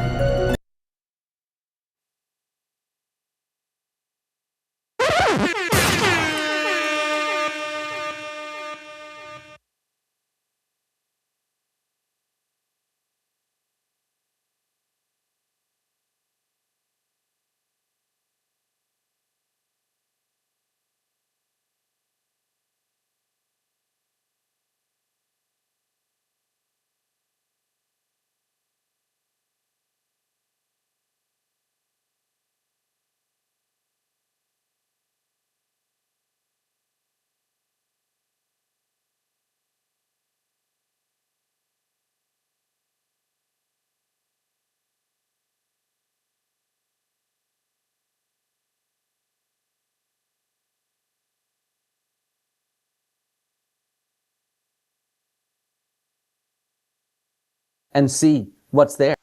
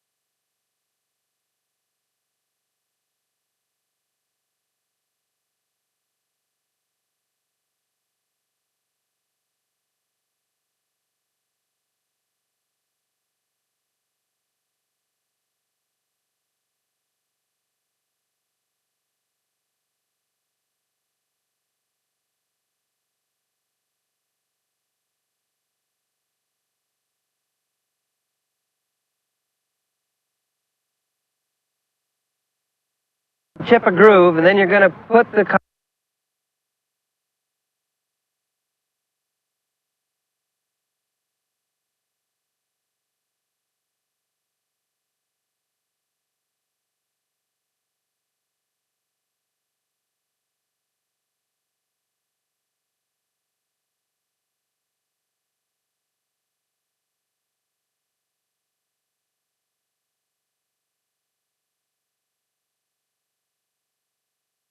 chip a groove, and then you're going to put the copper and slide it back and forth.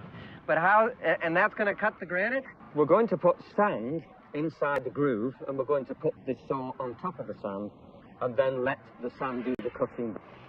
All that needs to be done is to move the saw backwards and forwards in a nice, steady motion. You don't want to lift it up and get those grains in there? No, they'll work themselves in as it goes. Yellow? Okay.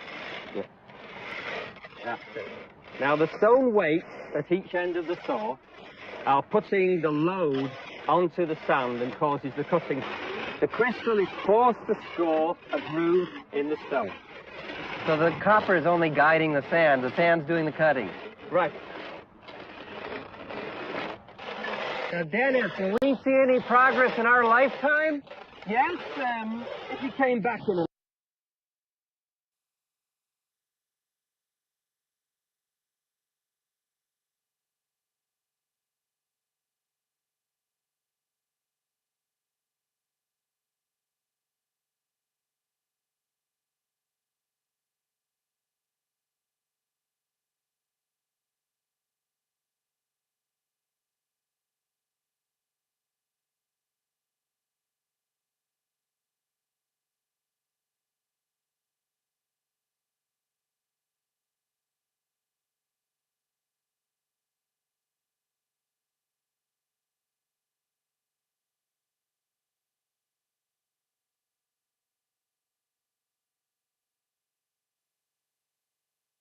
Oh man, fuck. How come you guys didn't tell me this shit was off, bro? What's wrong with you guys, bro? Shit. Hold on a second. Fuck that puto. Fuck that puto. I couldn't fucking tell me you couldn't hear my shit. Anyways, all right. So the point being is, the point I'm saying is, look, man, we're showing that our people were capable of cutting stone with basic tools like copper. The old world concept people cannot prove that there was iron here before 1492. You get what I'm saying? Right? They can't do that because then they have to go to science, but they don't want to do science. So, like, you know, they're kind of stuck. Here's a prime example. We were very capable. Now, remember, keep in mind, these guys are just working slow, dude. But if you got somebody whooping your ass in the back, you're going to be like... Our time, you would see about a 4 millimeter cut down into the stone. You're kidding. In an hour, you'll be 4 millimeters down? Well, I've been doing a lot of experiments, and I can guarantee that this will cut through the stone at about 4 millimeters an hour. Uncompleted works show the telltale signs of other tools. 8 inches. Wide and deep drill holes. More striations surround the missing core. Dennis thinks he can recreate these too.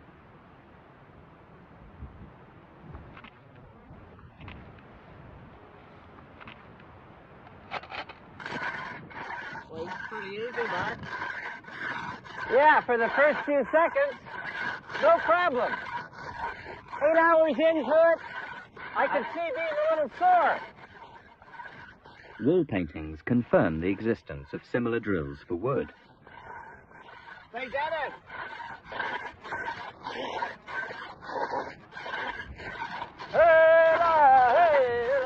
But perhaps the Egyptians had more patient or tolerant workers. As you can see, it might be slow, but thousands of laborers working around the clock for years on end can definitely pull off this kind of stuff. No alien lasers needed. That's Professor Dave. You know, that shit is fire, man, because he like checks these fools, bro. Like, for real? Let's go to the next one. 17 seconds. Yep, every fucking time. Petrie is ancient. Dunn is a nut job. Yusuf isn't a stonemason. He operates a school of ancient mysticism and sells package tours. Randall Carlson is not an architect. He's a general contractor who took a few community college classes in geology. These people aren't... When he said that shit, hold on, no, that's not the one I want. I was like,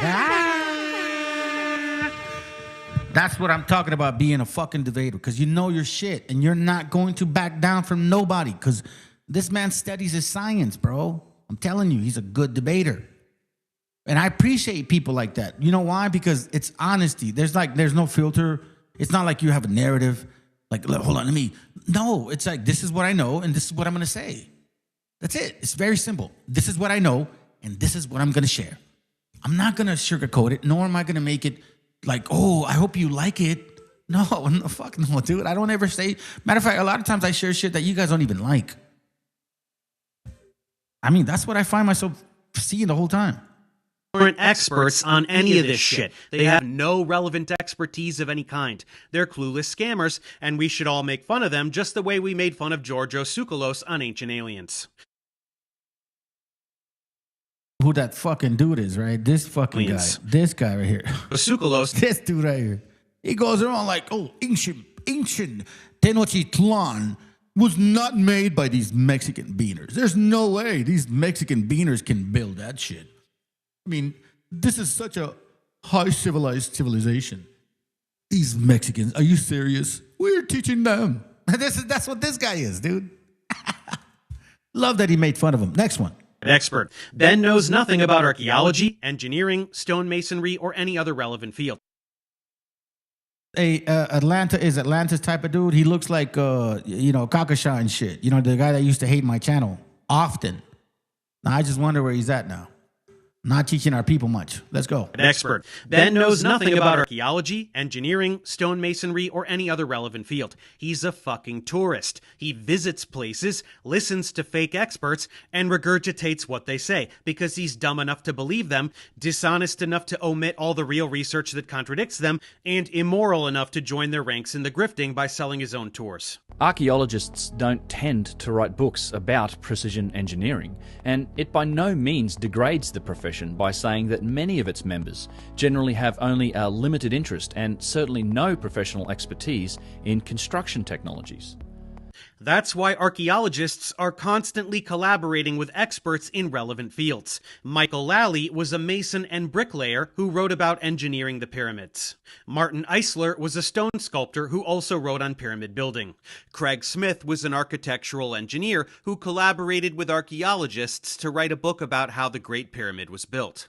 Dennis Stocks had training in mechanical engineering and then became an experimental archaeologist. He wrote the book on experimental archaeology for ancient Egypt, and several articles on how to cut granite with ancient tools, which is why we saw him in the Nova documentary Ben arrogantly brushed aside. Not enough of an engineer for him, I guess. James Edwards was an engineer and physicist who wrote about probable construction methods employed at Giza. Ben pretends that nobody with any engineering expertise has ever written anything on this topic, and it's total horseshit. So, again, clueless asshat or lying fraud. Take your pick. Why I fucking like this dude, bro. So, I think before I do the live on Friday or Saturday, I'm just going to play that. Maybe I'll play it tomorrow. No, wait, tomorrow's Thursday. No, I can't play it tomorrow. Damn it, man. I'll just find a way that I can play it sometime next week. Cause the dude is fire, bro. Here, let me give you a taste of it. I'm telling you, bro. Matter of fact, let me share with you one that he did not too long ago. I think it's live. Right now, maybe video. About this vato right here. Remember this guy? This guy from doing comedy.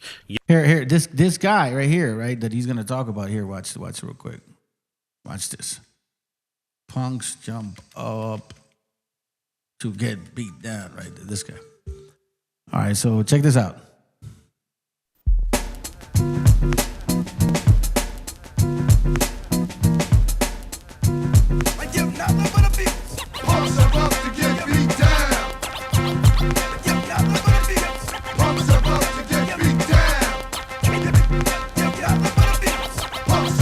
All right, so this is the group, right? So this is the group. So he's the first one that comes out. Ready? Let's go. He's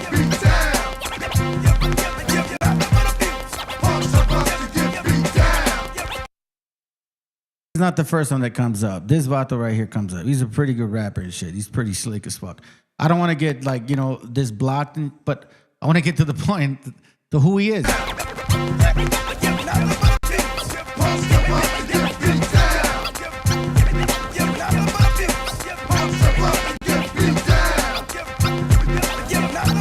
You punk, super grass, quick fast, like my name was Flash when a sucker tried to rob me for my cash.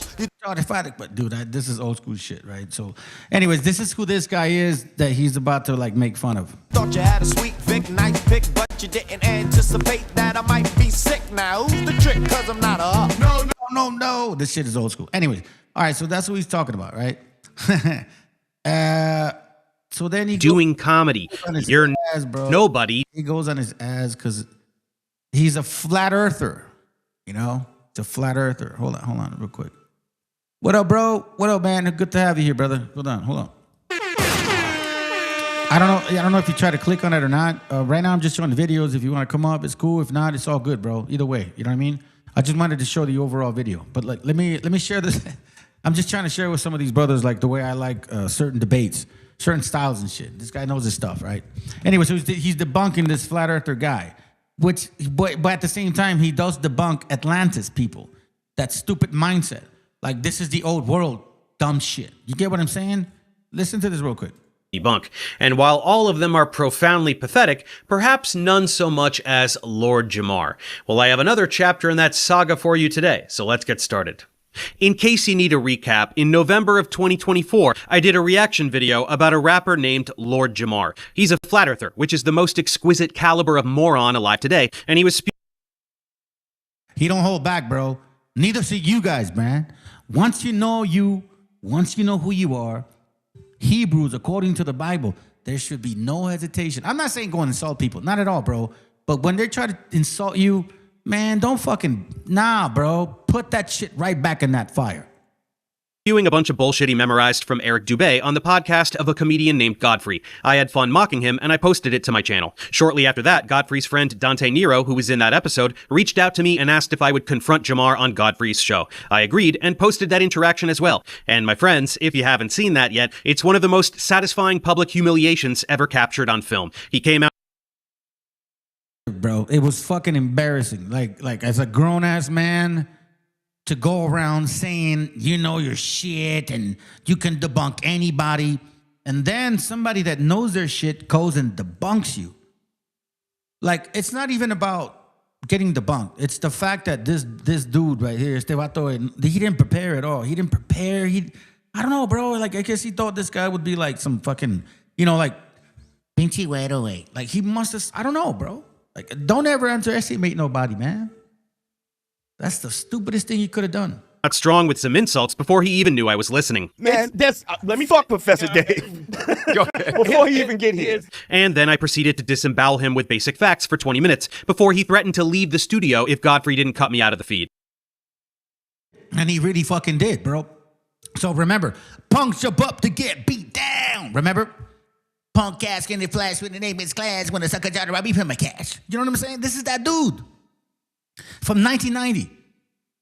Talking hardcore and shit. And somebody fucking checked his mind and he crumbled.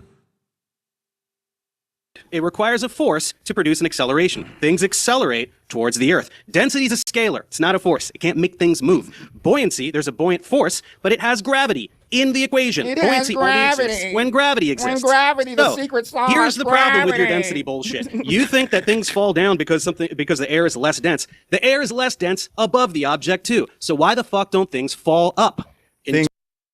What, dude? I mean, listen, I'm not no scientific expert. Never will I talk about it like I fucking know. But the way that he explains stuff, because I've seen other videos, and the way that he said it right now, so like if this is a flat earth and there's no gravity, then how come shit doesn't go up? And then the fucking stupidity of this guy. Listen to what he says next.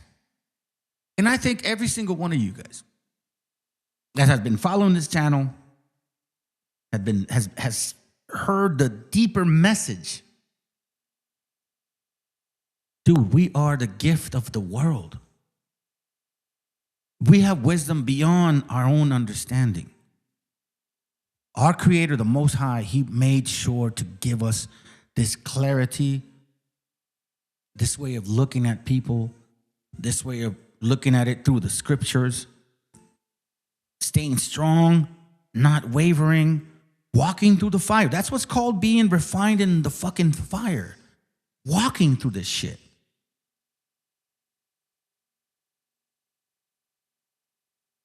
I'm going to tell you this right now, fam.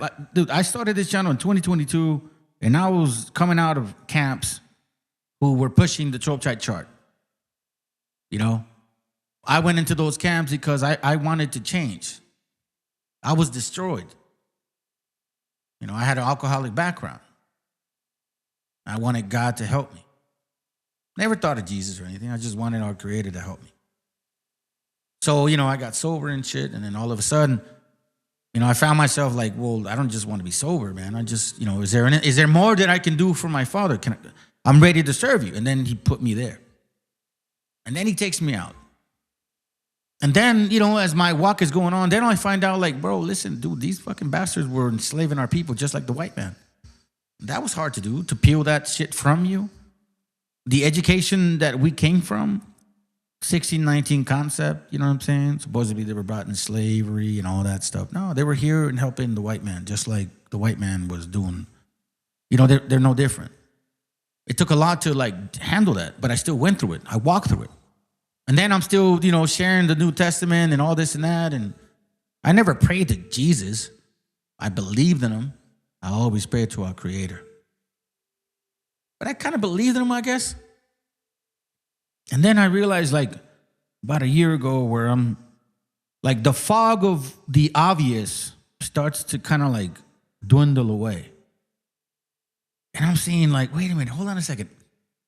So what the fuck what am I reading? Wait, hold on a second, bro. Because I like history. And I keep seeing Jesus is all over the places in history. And then I ask myself, how can evil people hold the Bible? It's kind of like, let's say, I don't know, you, Joe. You know, you seem like you have a good spirit. I've chopped that up with you several years. Imagine if I all of a sudden start hanging out with fucking, you know, like murderers or drug dealers, you know, hardcore motherfuckers. You'd be like, what the fuck?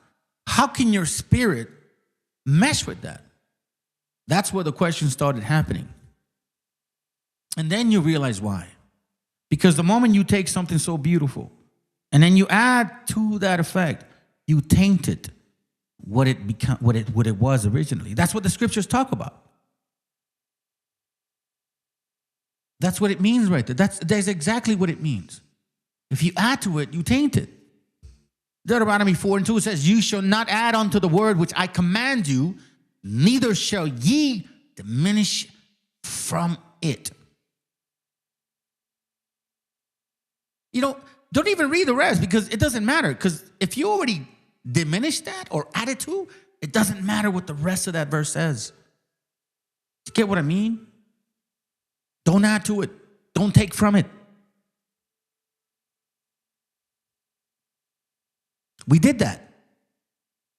And a lot of us have a problem with that. Oh, no, no, Jesus is real. Hold on a second, bro. I'm showing you like how repetitive this character is. I'm not dissing you, bro. I'm not attacking your entity or your identity. I'm showing you that what you believe in, it's I mean, because think about that, fam. A lot of Christmas Christians, they take this Christianity like if it's them. They don't know how to separate that from themselves. Maybe that's why most of these people, I don't know, I don't really deal with them, but from what I recall, never wanted to be wrong, even in personal relationships. If you cannot admit that you're wrong, bro, then something's a problem. I admitted that I was wrong, bro. I called brothers. I said, hey, listen, bro, I apologize, first of all, for fucking probably cussing you out and shit. But I was wrong, and I see it now, so you know what I mean? Yeah, please forgive me. You know what I mean? I appreciate that, but I appreciated them because it wasn't like, oh, yeah. Nah, bro, it was cool as fuck. But see, that's because, I mean, what honoring individual, man, woman, what honoring individual wouldn't like some honesty and sincerity? For once in their fucking life, just be like, bro, when you're wrong, and that's all good, and move on, right? But we don't do that. Why? Because we're stuck in Christianity. That's what they make you believe. Perdona a todos, forgive everybody, but don't forgive yourself, because remember, they ask for alms. They ask for, you know, I don't know, like especially for my people, for my raza, they make our people really feel like they're slugs, bro. Like Christianity makes our people feel like you guys are the bottom barrel. Like you guys are sinners, you guys are horrible, you guys don't even measure up to the love of Jesus. You know how many razas I've met that really believe that? They fucking take that upon themselves. Like, oh no, what is it? How is it? Misericordia del Señor, la misericordia, like the mercy, bro. For real? Stop it. Y'all need to stop it, bro. Hey, what up, bro? How you doing, man? Shalom. Shalom, saludos. What's going on, bro? Let me close this up real quick. Let me make it, hold on. Let me do it like this. Is that good? There you go. What's up, bro? Good evening. Good evening, bro. Good evening.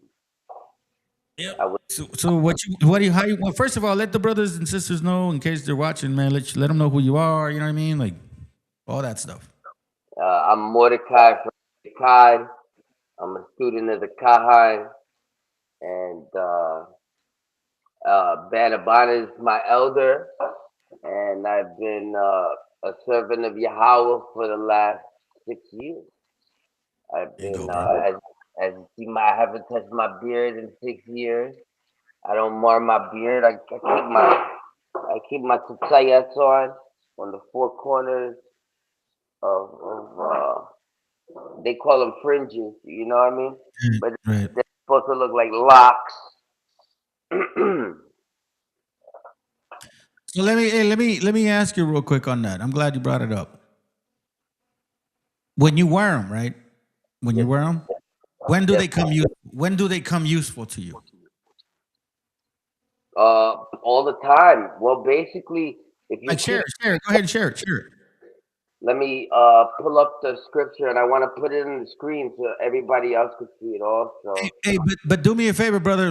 Also share what it means to you, right? You know what I mean? Like do that because our gente wants to see that too as well. They want to understand that.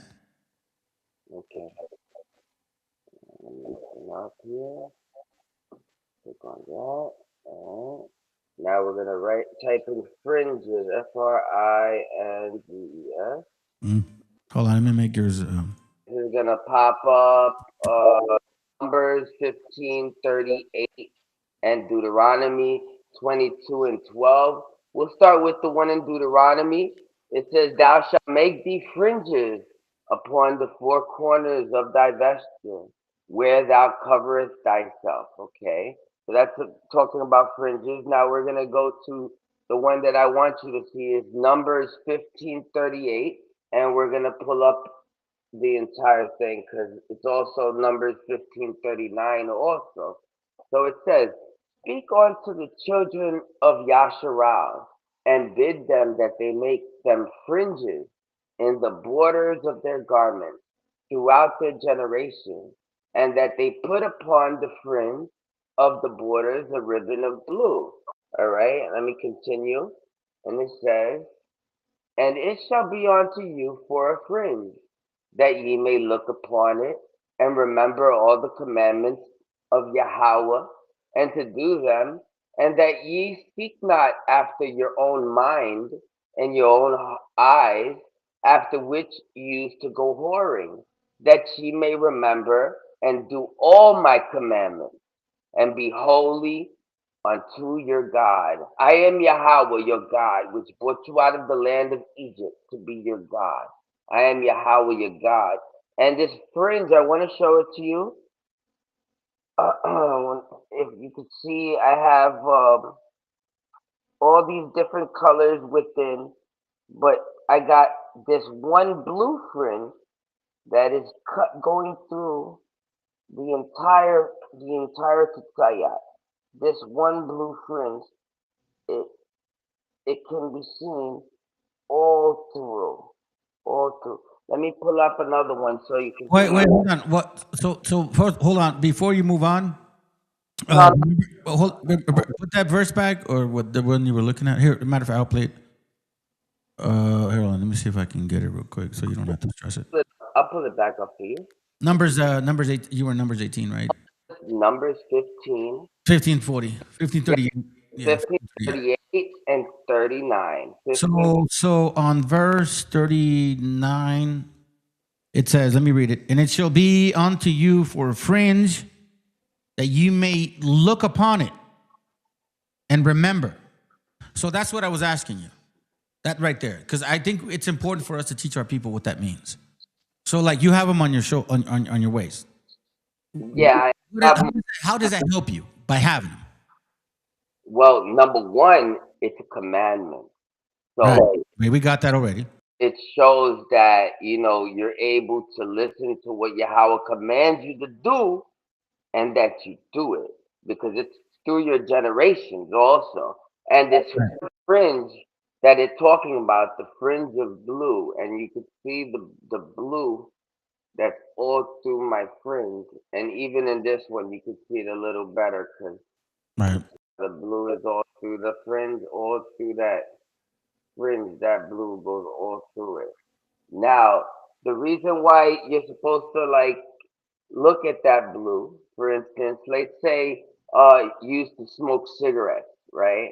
And knowing that the smoking a cigarette can produce a malignant cancers, malignant diseases and stuff. And those are unclean demons that are attacking your body. Right. Now, anytime that you say you want a cigarette or something, you're supposed to look at that fringe and remember all the commandments.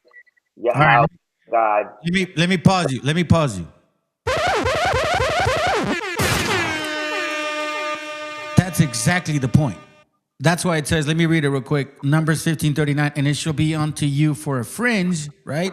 Like one, for example, even though many of others, that ye may look upon it and remember all the commandments of the Lord and do them, that ye seek not after your own heart, meaning your own mind, and your own eyes. Because what is, like, for example, what is a camera? When you click on that shit, like, it takes the first image that it sees, correct? Correct. And then it goes to the main brain, and then that's what it prints, right? It's the same concept with the way that we are. That's why it's literally saying to you, like, whenever you go through like that sin, like what you said, hey man, if I ever get tempted by that shit, just go onto the fringe. I wanted you to say that, bro, because you know what? I went through that myself. So, man, all glory to our Father. Go ahead, bro. This Hebrew word for fringe, you see, fringe, and Hebrew is from right to left, and that first letter right there is like a T-Z-A. It says like sa, right? The next letter is a yad, like it makes the ya sound. Yo, bro, they can't see it. Your fingers in the way. They look red and shit. I'm so salak. Say that again. Show it again. Salak means excuse me or my apologies. And this right here is a sadiq, but sadak. and it makes the tsa sound. So this word right here is sayatsa, sayatsa, and that means fringe. All right. Mm-hmm. So these right here, they're called sayatsat. The Yiddish fucks, they call it tzitzit. These what they call tzitzits, but theirs is all white, and they don't have a blue fringe on theirs. They're fake. You know what I mean? And also, I wanted to talk to you. It's not. This is not the only verse. You should take down all these precepts. All right. So the first precept, of course, would be this one, Numbers 15:38 and 15:39. I'm already there. I'm already there. So with which Okay, that's already like a given. All right. So now we're gonna go. hold on, real quick. By the way, family, there's only one nation of people that are very familiar with fringes. That we don't even have to talk about it. Like literally, we don't even have to say, "Oh, look at us wearing fringes." No, everybody knows that's what we did. And los Exactly. Ramones, you know what I'm saying, or what they call panchos and stuff like that. Yep. On the jackets, even nowadays, bro. Let's go. Go ahead, bro. All right. The next verse, Deuteronomy 22:12. Thou shalt make thee fringes. You remember, it's precept upon precept upon precept upon precept. And so the next one for the precept for fringes would be Deuteronomy 22:12. All right. So that's the second one. Now we're gonna go to the third one. Now check this out. The third one is located in the book of Ezekiel. So we're gonna pull up. Really? I don't Yeah. know that one. I don't know that one. I'm gonna put it up right now. You're gonna have to pull it up a different way. Yep, because it doesn't have that. It doesn't have that. So it's I guess pronounced different or some shit. Under another concordance. Yeah, I mean fringes. It's on the fringes. I'm gonna pull it up real quick. That's a Sayat. Click on there. Open it up. Open it in the concordance. Let's see right here. This one. Is it this one or is it this one? It's under lock right here. It would be Ezekiel 8:3. So we're going to Ezekiel 8:3, and we're gonna click on it so we can put up the Hebrew in it, and we're gonna go down to Basayatsa. All right, that's the word that we're looking for. And we're gonna look at that. You see, it's in the Hebrew. We're gonna go see the English equivalent. It says, "And he put forth the form. He put forth the form of a hand, and took me by the lock of my head."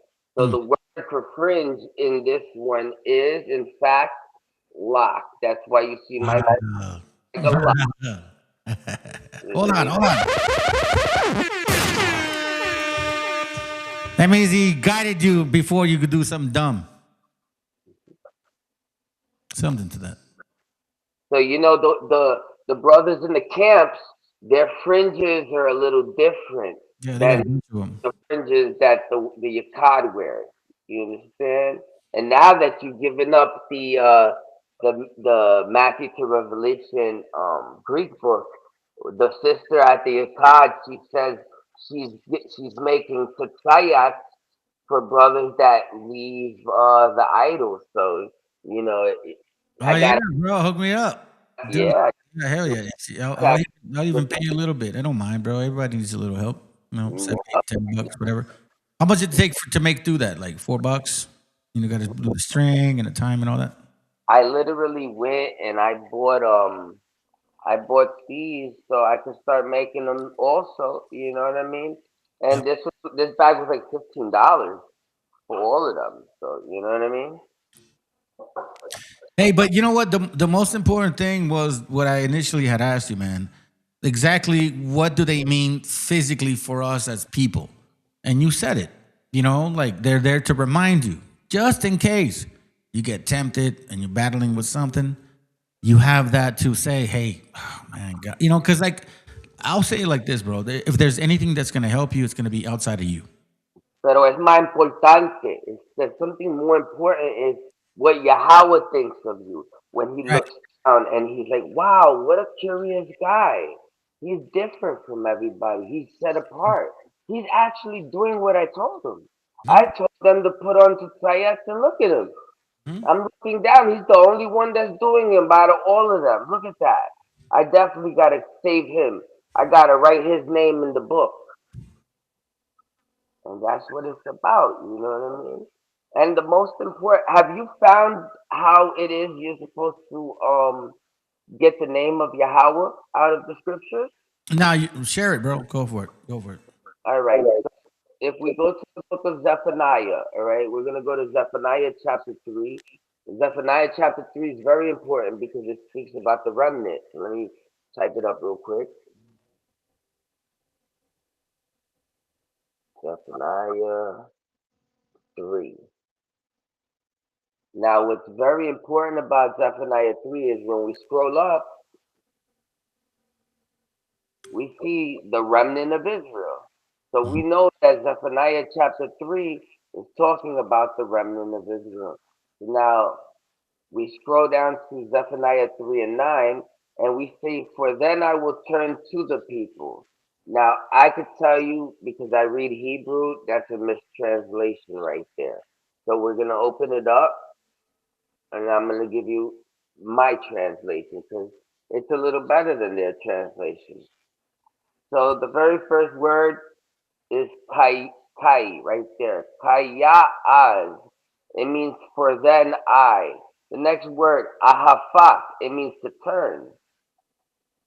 The next word is Allah al-mayam. Now this word alma, this word right here, I'm pointing it to it right there.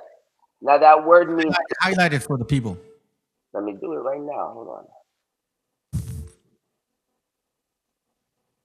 All right, it's highlighted. All right, I'm gonna make it. That's called Alma right there. Yeah, this code is called Al Mayam. Al-Mayam. So that's a spirit, something. Well, Al Mayam, it means people. All right, but when you have the yad right there, this thing right here, it means my people. It's like anytime you have this, it could be like my people, my foot, my arm, my whatever. You know, but these two words right here, these two letters, that means people. So because you have the yad right there, that means my people. This M at the end, it's the plural form of my people. So it's all my people. So it says, I will turn my people, all my people, to a language. The next word is Shafah.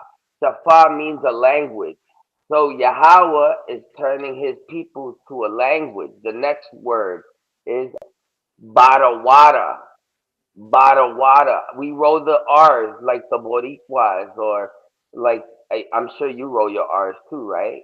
Oh yeah, R, güey. R, cabrón. Exactly. So this word is like the Boricuas, BRWRH. Barawada. You know what I mean? It means pure. All right. Like, kind of like by the water, by the water. Like by the water, exactly. This is Barawada. All right. Now the next word is Laquara'a. Laquara'a. If you see, it looks like an R, like a backwards R right there. Laquara'a means to call out with your voice. The next word, Kalam. Kal means everyone or everything, all together. Kal. The next word is Basham. Now I know you come from one west, and they all say Bashem, or what is Yahweh Bahashem Yahweh Shai. They always say that shit. Yeah, I came out of IUIC. They never actually practiced that shit. Oh, because they don't speak Hebrew. Yeah, they're like Jesus. Yeah. Well, that word Basham, they usually say Bahasham. Yeah, Hashem. Yeah, but this is Yahweh Shai and some shit like that. This is Basham. It means the name. All right. The next word, is Yahweh. So Basham Yahweh, not Bahashem Yahweh Shai. Nah, this is Basham Yahweh, the name of Yahweh. So Yahweh is saying, I'm going to turn the people to a pure language so they can call on the name of Yahweh. The next word is La Albadao. La Albadao. This word Albad in the middle, it means slave or servant. The next word is Shakam. It means to consent. The next word is Akkad. That's what the Yiddish fucks, they say Echad. They say, oh, that's the number one. Or alone, together by itself, Akkad. So that's the correct way to say is Akkad. Because, you know, there's no E's. They just making shit up. Yahweh said, don't add, don't diminish, don't subtract, and don't add. So Sure. they even means the vowel sounds. Don't be adding shit to the letters. You know what I mean? Yep. I read that earlier.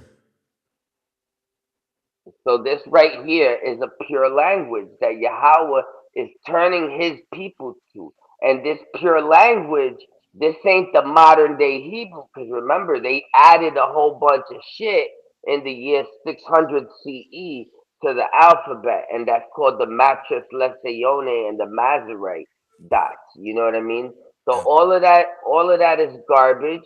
And when we go to the book of Isaiah, so now we know it's a pure language, but you don't know the name of it, right? All you know is it's pure. So I'm going to show you where you can find the name of this pure language, all right? So you're going to go to the book of Isaiah. Let me pull it up. Isaiah. ISA. We're going to go to chapter 19, verse 18. And this is where you're going to find out the name of the pure language. All right. It says, in Isaiah 19:18. We're gonna open up the Hebrew because we don't really need the English. It's all perverted anyway. So the very first word is bayawam. Yawam, it means day. The second word, hahawa'a, it means in that. So in that day. You see this? In that day. So this was a future prophecy. This was a future prophecy, all right? At the time, not now. Now we're in the presence of the present day of this future prophecy. The next word. Remember, there's a verse in Exodus 3:14. It says, "I am who I am." You know, I remember that. Yahaya, you know, Ahaya, Ashar, Ahaya. Well, this right here is Yahayaw. Yahayaw is there will be. Okay? So now in that day, there will be. Yahayaw means there will be. The next word is Kamash. Now the Yiddish would say that's Chamesh, but we don't follow those fucking small hats. So that's Kamash. Kamash, all right? So that means number 5. Now you know the number 1, a cod, and you know the number 5. Yeah. Kamash. Kamash is the number 5. The next word is Al Rayam. It means cities. So in that day there will be 5 cities. Is the very first line. We just parsed it. The second line, Ba'arat. It means the land or earth. The next word, Matsarayim. So the land of Egypt. Matsarayim is Egypt, right? We were in Egypt 400 years. And we know that has to be like around the year of 1400 BCE, around there. You know what I mean? Because David was around like 1000 BCE. So, you know what I mean? 400 years before that, you know what I mean? Next one, Matsarayim Madabarawa, they will be speaking. So in the land of Egypt, they will be speaking. Shaphat Canaan, the language. Shaphat means the language. Canaan is Canaan, the language of Canaan. Now, a lot of people, they say, oh, wait, we're going to be speaking African language. Nah, because remember, these Canaanites, they took a land that didn't belong to them, Yeah, that's for the sure. land of Shem. And, you know, God's always looking at the land of Israel. You know, that land of Canaan, that's what they call present day Israel. You know. So what I want to show you about this Egypt right here, Ba'arat Matzarayim, is that the Egyptians were cursed. They were cursed just like the Canaanites, just like the nation of Israel. They were dispersed for their crimes against Israel, because remember, like they sold the children of Israel. So we go to Ezekiel, we go to chapter 30. Now we go to the very last verse, which is verse 26, and it says, I will scatter the Egyptians amongst the nations and disperse them amongst the countries, and they will know that I am Yahweh. So the Egyptians, the indigenous Egyptians, not those Arab looking dudes that we see over there present day, because those are Shemites, you know. We're talking about the indigenous Egyptians. They were black people from Africa, and they were scattered all around the nation and dispersed amongst the countries. So during the transatlantic slave trade, you know, the Kahan said these Egyptians, you know, were dispersed, and so were the Canaanites. You know about the curse of Canaan, right, bro? Yeah. All right. So yeah, you know, they're also black people. So, you know, the Canaanites, they got dispersed, the Egyptians got dispersed, but these Egyptians, it says, when they get dispersed all around the world, that they're gonna be serving Yahweh, and that they're gonna be speaking the language of Canaan. And that's how you call on the name of Yahweh, because these Canaanites are Phoenicians. So look up the Phoenician alphabet, and boom. Hey, bro, can I ask you a question? You're Boricua, right? Yes. Yes, sir. Okay, so let me just share something with you. In case you want to watch it, I'm gonna play a video because I did a video on Puerto Rico, our people, like 2 or 3 years ago and shit. Nobody watched it really, and I thought it was fire, man. So if in case you have some time after and shit, you know, once we're done with this, bro, stick around. I would like to share this with you. What does it talk about like the stones of Boricua Island that they found? I bring history and stuff like that. Talks about a lot of different things. I mean, again, it's just I'm not just inviting you, man, because you want to know something, bro. I think you okay. So here's how I look at things, bro. We are in the position where we can bring all of our fucking tribes together. You know what I mean? And there's no reason to like I don't know, bro. Like a lot of our gente has a problem with promoting other gente. You know what I mean? That they have a problem with complimenting people. Do you understand what I'm saying? Right? They're in Catholic Church. They're in the churches, bro. Right. Exactly. Like they have like it's hard for them to show love because this is what Christianity has done. Individualism. You know what I mean? Like they taught us to have a problem with ourselves. When in reality, dude, we're just naturally like this. So I want to share this video with my brethren because look, it's 10 o'clock. I'm not trying to cut you off, but I wanna play this in the next 15 minutes. So si quieres, let's give us some 15 minutes of your time. I want to play this after you because I want to kind of show some Boricua shit.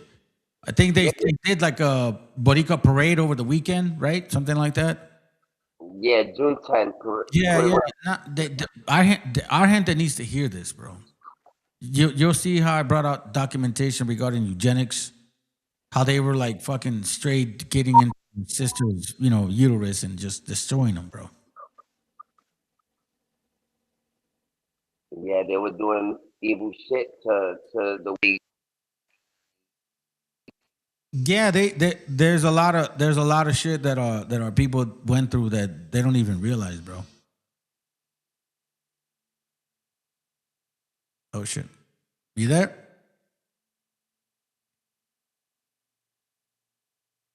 Yo, you hear me? Can you hear me? I'm sorry. Can you hear me? Yeah, I can hear you now. No, you're good. You're good. Go ahead and finish, man. Just want to let you know, like another 15, so I can play this. No, I'm done, bro. You can play the. Are you done? Are you good? Yeah, you good, bro. Okay, cool. All right, pues, ¿sabes qué? Hold on, let me see. Hey, Joe Ray, you want to come up, bro? Like, cause you told me you wanted to come up. I don't know if you want to come up. This brother right here, man, he's a good brother. As far as I understand now, he didn't subscribe to the New Testament. He was always kind of like back and forth, but now he says he's solidified on that shit. Bro, I've actually talked to like about 6 brothers that have said, yeah, I'm glad you said what you said, bro. They put that shit down, man. Seriously, like about 6 brothers, bro, that I talked to. That's some crazy stuff, man. That's good. And also, we got some more firepower I wanted you to show you. You know, like, because they always say that Jesus never was without sin. Yeah, but we got. That's what I told you. That's what I told you, bro. Hold on, brother. That's what I told you. You got 15 minutes. Rip it up, bro. Share it. You got 50 minutes. But at least that's what you say. I'm cutting you off early. Go ahead. Go show us. So in Exodus 20, it says, "Thou shalt not steal." You know what I mean? And a couple of verses later, it says, "Thou shalt not covet thy neighbor's house.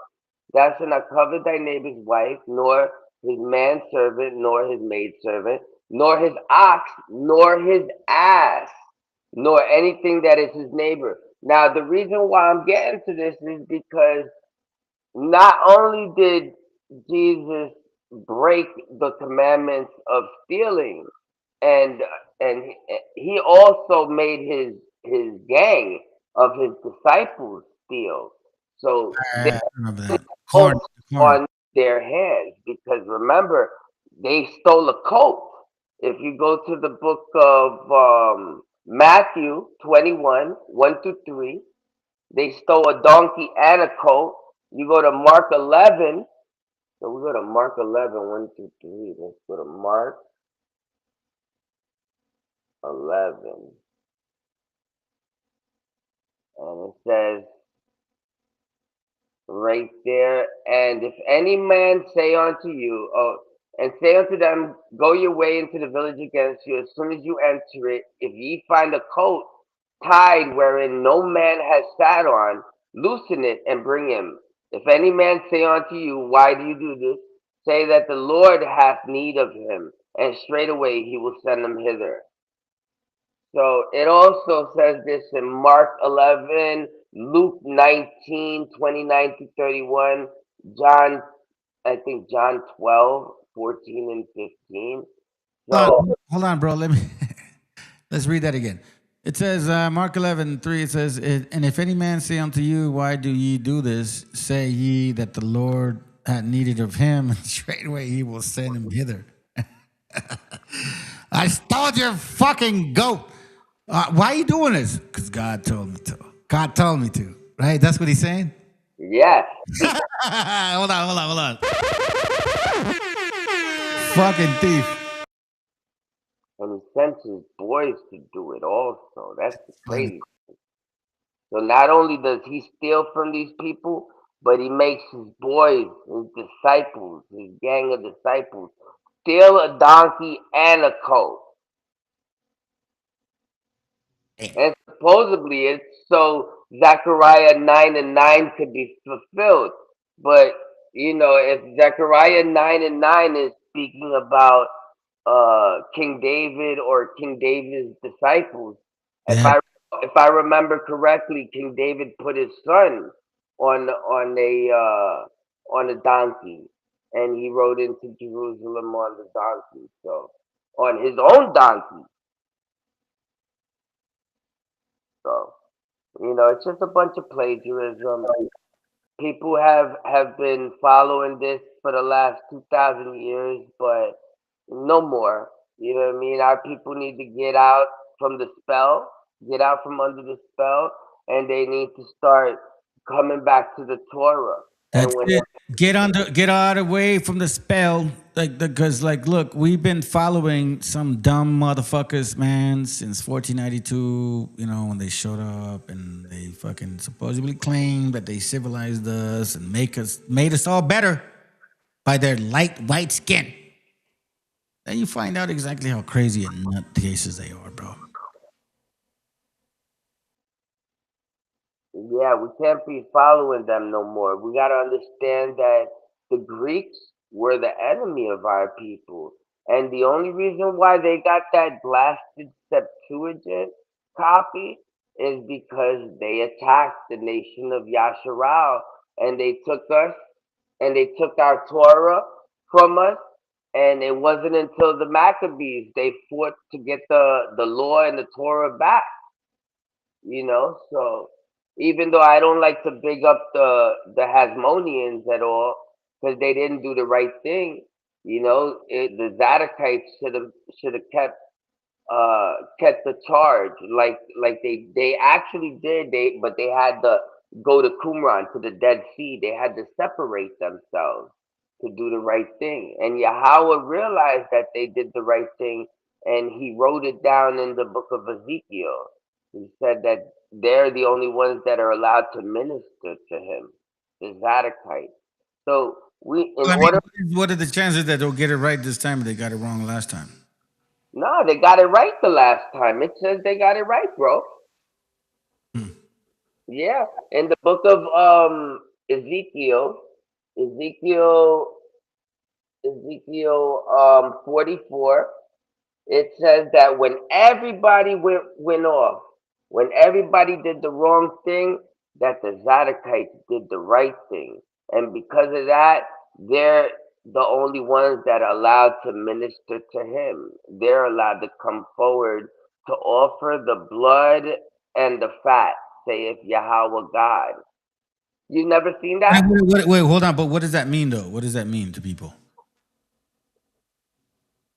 Well, when the Messiah comes back and the books are read, it says in Ezekiel 45 that the prince, which is my understanding that King David, that he will offer up a bullock for the sins of himself and for the sins of the congregation.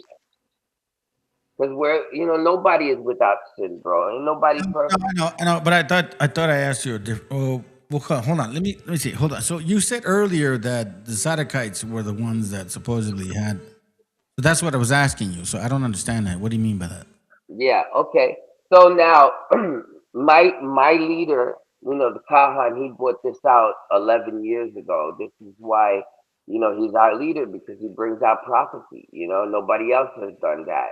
Right. So in the book of Ezekiel, chapter 44, verse 15, it says, "But the priest," and they won't show you this in Catholic school. They won't show you this in the synagogue, and they won't show you this in the Islam mosque, because they want your money. They want to control you. They don't want you to know that you're supposed to follow the Zadokite priests and the Dead Sea Scrolls, because this is what this is telling you, that you got to follow the Zadokites, and the Zadokites left you the Dead Sea Scrolls. So it says, "But the priests, the Levites, the sons of Zadok, that kept the charge of my sanctuary when the children of Israel went astray from me, they shall come near to me to minister unto me." Yeah, but hold on a second. So let me say this, just to let you know, bro. It sounds like that he's like the medium again. Like he's in between the conversation between the people and Creator. Is that correct, or am I misunderstanding? As far as the leaders. No. I'm not talking about leadership. I understand leadership. I'm talking about the communication with our Creator. I hope that our people don't misunderstand, in case you're saying it a certain way, as if they need to communicate with him before they communicate with our Creator. Well, it's kind of self-explanatory. Yahweh says he's dealing with the Zadokites. So if we wanted to get our information, we'd have to get our information from the Zadokites that left it to us. Right. So then, but hold on. These guys left it to us. Let me say this. So then that's contradictory to Jeremiah 31:33. No, it's impossible for it to be contradictory because if you look at the book of Daniel, in the book of Daniel, it talks about a Messiah figure coming, and that Messiah is the Messiah that left us all the prophecies in the Dead Scrolls. So here's where I have to say this, brother. But we're going back to Christianity then. So then there's like middlemen. Christianity is There's not middlemen somewhere on here then. Christianity is not part of the Torah, brother. I understand, but what are you saying is there's a middleman here. See, what I'm trying to help at least understand the people that listen to this channel is as what they're hearing. You see, we've been talking about a middleman for a while. Like a middleman. Well, the middleman is the nation of Israel. The nation of Israel is the anointed. Right, We're the ones that are light. We're the light, and we're supposed to shine the light to the Gentiles. That's Isaiah 49. Right, but you're saying that the Zadokites are the ones that have the communication between the people and him. Well, the Zadok, one particular Zadokite, it says here. Let me pull up the scripture for you. But scriptures say no. No, scripture there's say nobody yes. There's nobody in between. Says you need to understand that the Torah speaks about a messianic figure, and this messianic figure came to the world and basically left us all the Torah rewritten. And also before he came, Ezra came, and Ezra rewrote all the Torah because everything had been burnt before. And he's a Zadokite also. So let me pull this up real quick because I want you to see this. This is very important. This is from the Dead Sea Scrolls, written by the Messiah. So it says right here, behold, the nations and see, marvel and be astonished. For I accomplish a deed in your days, but you will not believe it when told. Now, the Messiah used to read the Torah and then interpret it to how it pertains to his life at the time, and then how it would pertain to the future. So the next one is how it pertained to his life at that time. Interpreted. This concerns those who were unfaithful. That means those are the people that were unfaithful to God and didn't listen to him, together with the liar, in that they didn't listen to the word received by the teacher of righteousness. The teacher of righteousness is the Messiah that came back then, and he's in the Dead Sea Scrolls. It says the teacher of righteousness from the mouth of God. Wait, pause. Who is this teacher of righteousness? I'm not allowed to give you the name, but until further notice, I know who it is because the Kahan specifically told me, that I got it right, that I know who it is. But he gave me an order to not disclose it. And my elder, Banaban Angel, he also gave me an order not to disclose the name. So then let me ask you a question sincerely, brother, because I don't want to put you in the spot, but how is that any different from the mystery teachings and shit? Like, certain mysteries should be revealed to you, but certain mysteries should be revealed to those. Well, in the Dead Sea Scrolls, it speaks about like mysteries being revealed to the children of Israel, to the sons of Adam. Yeah, I'll pull that up for you too. But let me finish this, bro. Let me at least finish this. Go ahead. All right. So it says, they did not listen to the word received by the teacher of righteousness from the mouth of God. And it concerns the unfaithful of the new covenant. And it's kind of weird because that's what they call the New Testament, the new covenant, Christianity. And it concerns the unfaithful of the new covenant in that they have not believed in the covenant of God and have profaned his holy name. And likewise, now this covenant is the covenant he made with the Zadokites, and his holy name is Yahweh. This saying is to be interpreted as concerning those who will be unfaithful at the end of days. So now he's talking about the end of days, and we're in the end of days now, right now. So listen, the men of violence. So we're not supposed to be violent at all. The men of violence and the breakers of the covenant will not believe when they hear all that is to happen to the final generation. That's the last 100 years, from the priest. And this is eerie because the Kahan, he always tells us, just call me the Kahan. And the Kahan means the priest.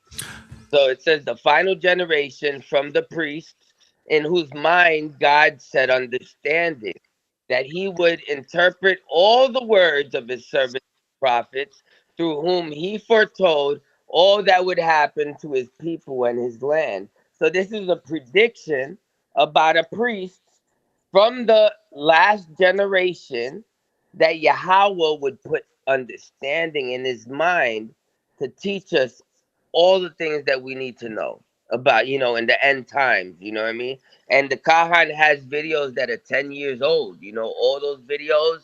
Bro, I had a hernia before I started watching those videos. I don't got a hernia no more. Yahweh made sure I got healed of my hernia. You understand? I had felonies. I don't got felonies no more. The same felonies are minor violations and got turned into misdemeanors. You know what I mean? Like, I'm like So let me say this, bro. It almost sounds like y'all trying to make this gentleman a Jesus, bro. Well, Jesus, the idea is I'm not saying like he's Jesus. I'm saying like you guys can't glorify an individual like that. Well, listen. Scriptures don't talk about that at all. Well, listen, bro. It's literally speaking about a priest. You know what I mean? This is written 2,000 years ago, over 2,000 years ago, bro. Let me just say this right now. This is prophecy. I think that what you share with us is important, bro. There are some things that I do want to bring out to your attention, but I don't want to say it here. I'll rather like chop it up with you outside of it because of something that he was actually sharing. I saw the video. Angel sent it to me, and he was 100% wrong on those verses. So then, that's why I'm like, okay, well then, you need to really reassess when you're saying that this is a man that says 100% shit is legit. I don't believe that. Look, hold on. Listen, bro. Listen. It's a very serious thing that you're saying. Let me just finish. Accusation, a serious accusation. Can I just finish? Let me just finish. So, like, I understand a lot of the stuff that he's saying, and I understand the stuff that you're saying, but you have to also comprehend the people that are watching this channel. And we've been talking about like a middleman getting involved in our salvation, right? We've been talking about that. And then you kind of bring that up with this brother. Like, I don't want you to get lost. I don't want you to trip. I'm going to write this down, and we're going to continue to speak about where the Kahan got something wrong. All right? Because that's a serious accusation to make. That the Kahan made something wrong. We're going to talk about that. Let him know. Listen, let him know. 2 Maccabees chapter 6. 2 Maccabees chapter 6. The way that he talked about Bacchus. Totally incorrect. All right. Listen, brother. The way we do this is we pull up the video. You tell me what the video is. You tell me the timestamp on the video. And we go right into the video. Because I heard a long time ago from my elder that the only person that corrects the Kahan is the Kahan. But see, that's the thing. That's where I have a problem. Like respect or like I can't do that, bro. I can't do that, man. Yo, bro, if you can find an instance, in which he was corrected. Just hear me out, bro. I only speak facts. I only speak the facts, whatever the facts of the situation are. You know what I mean? So if I say something, it's because it is. You know what I mean? I don't just go give my opinion. Bro, I don't give opinion. Listen, when you read the verses, yeah, those are facts. But when you add to them to say that he is like the medium, like that's when I have a problem. All right. Well, when the prophecy specifically speaks about a specific person, all right, and unless you can point to another person that are basically checking all the boxes that the teacher of righteousness, when he made his prediction, he was very specific about this priest and what he would be saying and what he would be doing. And there's not one other person in our time All in right, the past 12 years let me that show is you. even speaking about the creed, bro. All right, let me show you real quick. This is where you got it wrong. Where you got it wrong. I'll show you right now. You see this picture right there? And here, I'm going to bring it in, and I'm going to bring it to the bigger picture. Okay, that one right there. All right. So, and remember, keep in mind that angel, brother angel. And wait, hold on. Right here. Hold on. I did say to you that I would rather talk about it in private, but you want to bring it up, so I'm Book going right here, bro. I got the book. Right. Well, I'm going to show it here for the people. I told you, I did say, look, I would rather talk to you about it in private. Nah, but you chose not to, so I'm going to share it bro, right now. no problem with going over content so that you get the proper understanding of it. You know what I mean? There's no problem. Man, listen, bro. Sometimes you young brothers or older brothers need to understand that you're wrong sometimes. No, we're different. This is the Akkad. That's The not. Akkad. See, then you sound like Jesus, bro. Like this is what I'm Akkad. Yo, we're the closest. I'm trying to wonder, like, what the fuck, bro? You sound like fucking angels and shit. Jesus that you're gonna find in your life. Okay, so here we go. So go back to that class that Angel sent to me, and I saw your Kahan talking about this right here, right? It's not my Kahan. Hold on. The Kahan. Bro, no. The Kahan. You know No, what? no, I'm not there yet, bro. Chill out. I'm not there yet. Okay, we're talking. All right, so he brings out 2 Maccabees 6. And he's talking about how the Israelites were defiled. He says here in verse 7, and I will text you the video that I'm talking about. Okay, he says as it says, 2 Maccabees 6:7 says, in that day of the king's birth, every man they were brought by bitter constraint to eat the sacrifices, and when the feast of Bacchus was kept, the Jews were compelled to go into procession to Bacchus carrying ivy. So he said that, see, this is that whole procession of Jesus. Every month they were celebrating the procession of Bacchus. He didn't even say Jesus or Dionysus, by the way. Wait. I'm not done. Let me finish. All right, so he didn't identify Bacchus. He didn't know who Bacchus was. He didn't call him Jesus. He didn't call him, Dionysus. He said that in this verse that the king was making them celebrate this man every month. And that's incorrect. That's not what he did. The king's birth was every month. So for example, let's say I'm born July 7th. So every month I made people celebrate my fucking birthday on the 7th. And then on top of that, after bitter constraints, he also made them fast for Bacchus, which is Dionysus, which is Jesus. And the Jews compelled to go in procession to Bacchus carrying ivy. He did not say that this was a separate situation. He said this was a complete situation in one, which means that he's assuming that they were all celebrating Bacchus every month. And this is what I'm talking about. 100% incorrect. 100% incorrect. Bro, that's not what it's saying. Wait. Hold on, and then I'm almost done. So this is what I mean, brother. This is what I mean. Yeah, I'm willing to be wrong. Everything, bro. You're thinking that the Kahan wrote Maccabees right now, bro? Kahan didn't write Maccabees. I never said that. Who said he? What are you saying? What? What do you mean? What? So what are you saying? Are you saying that Maccabees is wrong? What are you saying? No, what I'm telling you is that he didn't break this shit down properly. And you're saying that he knows the book down properly.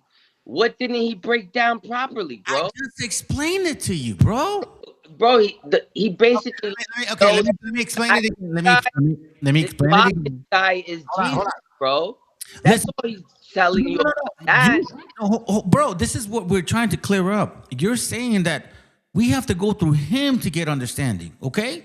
So I'm sharing with you right now.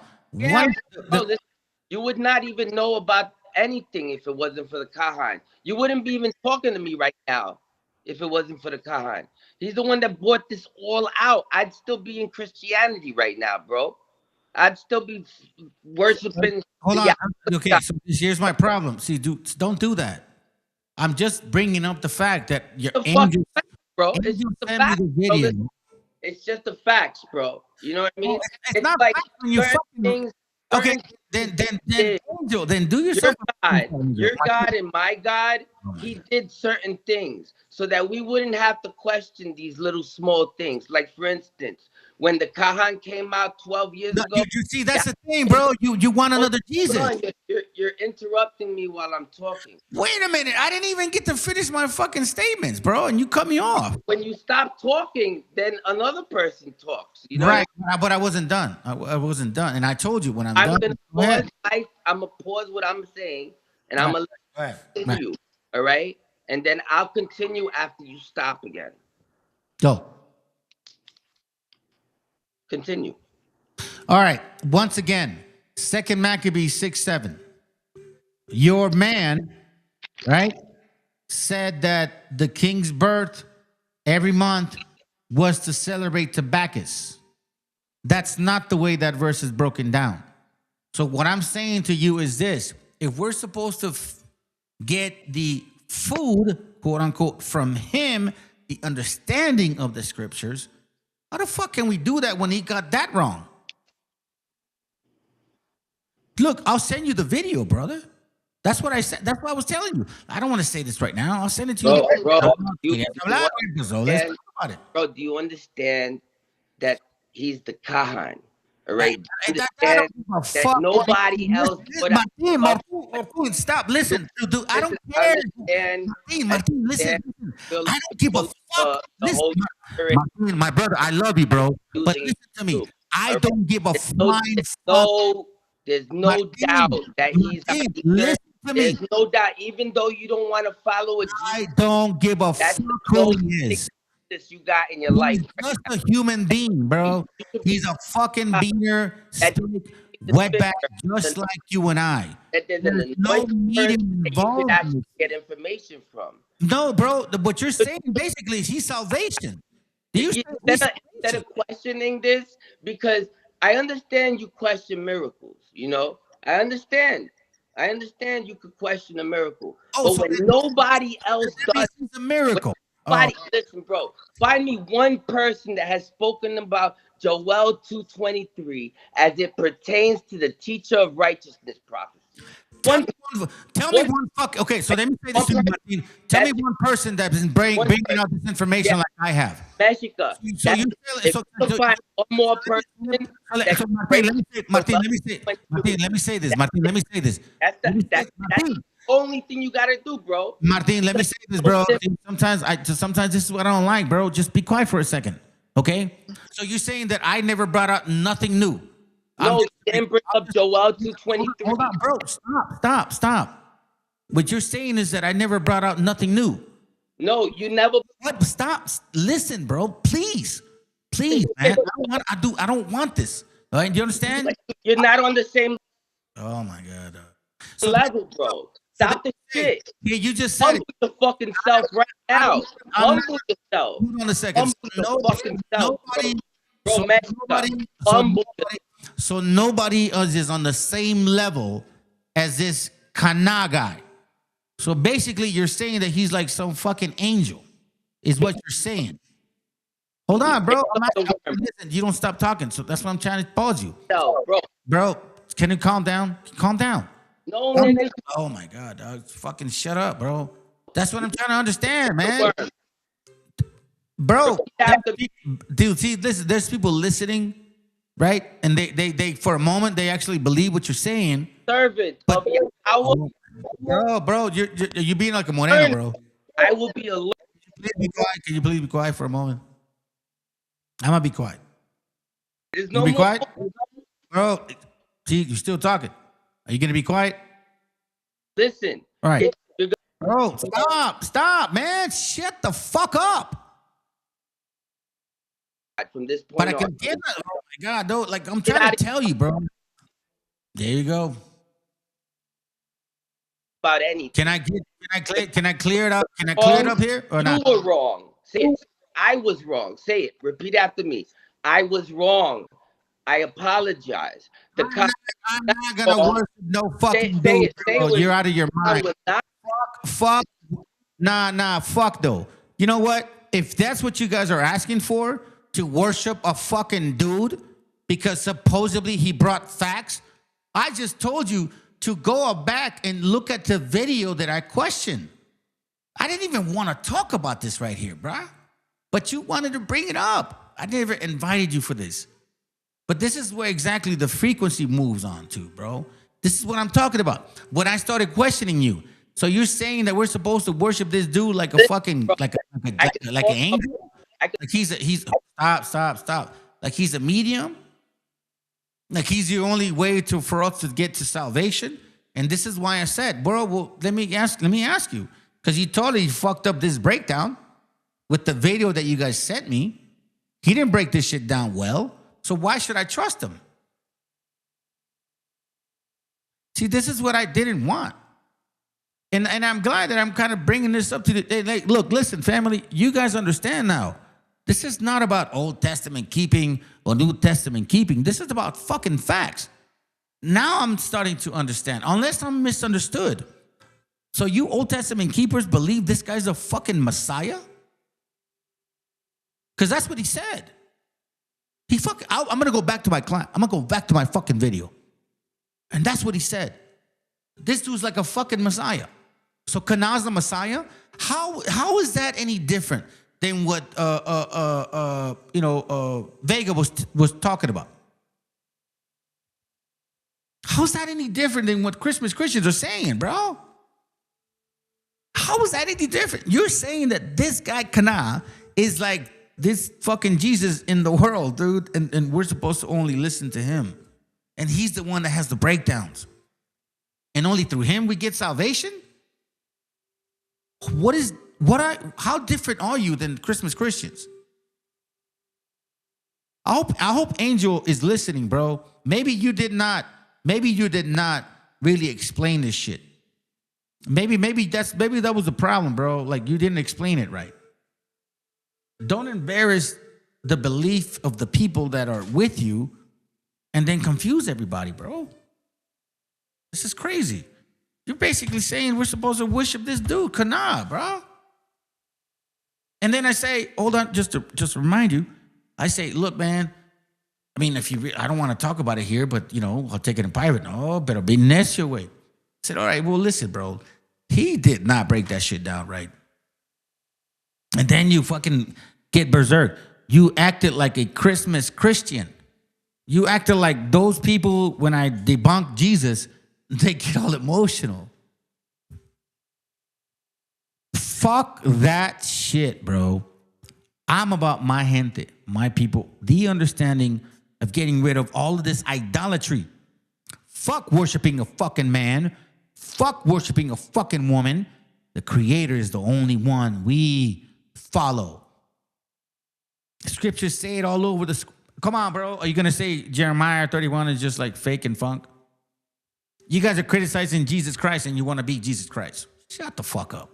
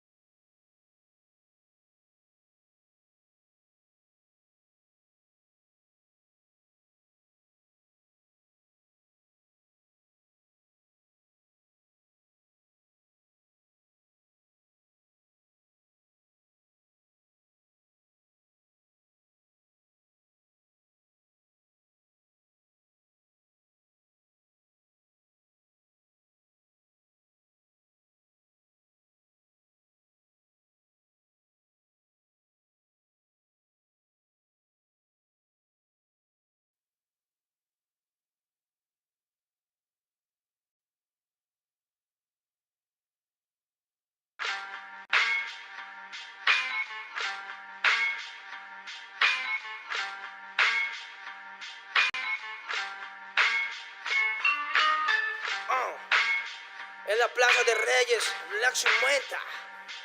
Soplón. Yeah. ¿Qué vas a saber? ¿Qué vas a saber tú? Oye, chibolito, falto miel. Pulpín de los pulpines, batería de Rapunzel, de rapeos, de raptos, de lagartos en cuartel. Cualquier la pega de cruel con un viejo coronel. Soy flojo, se me antojó dormirme en el laurel. Eleve mi level con un label y un Faber Castell. Ya un papel, lo empape con sangre de todo aquel que se jura Nobel y no ve mis trenes en la riel. What's so man? ¿Por qué no sacan la tablet? Juro por mis abuelos que no te hablo por las powers. Soy chinchado neto, búscame por pico sour y te voy a meter al centro loco como Beckenbauer. Escúchame atento mi bro, que estamos rompiéndole en pro. El negro de Plaza de Reyes como siempre rompe de este micrófono. Que quiere meterle como yo pero no puede meterle taco pro. Si te pensaba que solo era un gallo, déjame decirle que se equivocó. Real motherfucker feeling on the street. Es el black shit, black sea metal de Plaza de Kings. Motherfucker, soplum.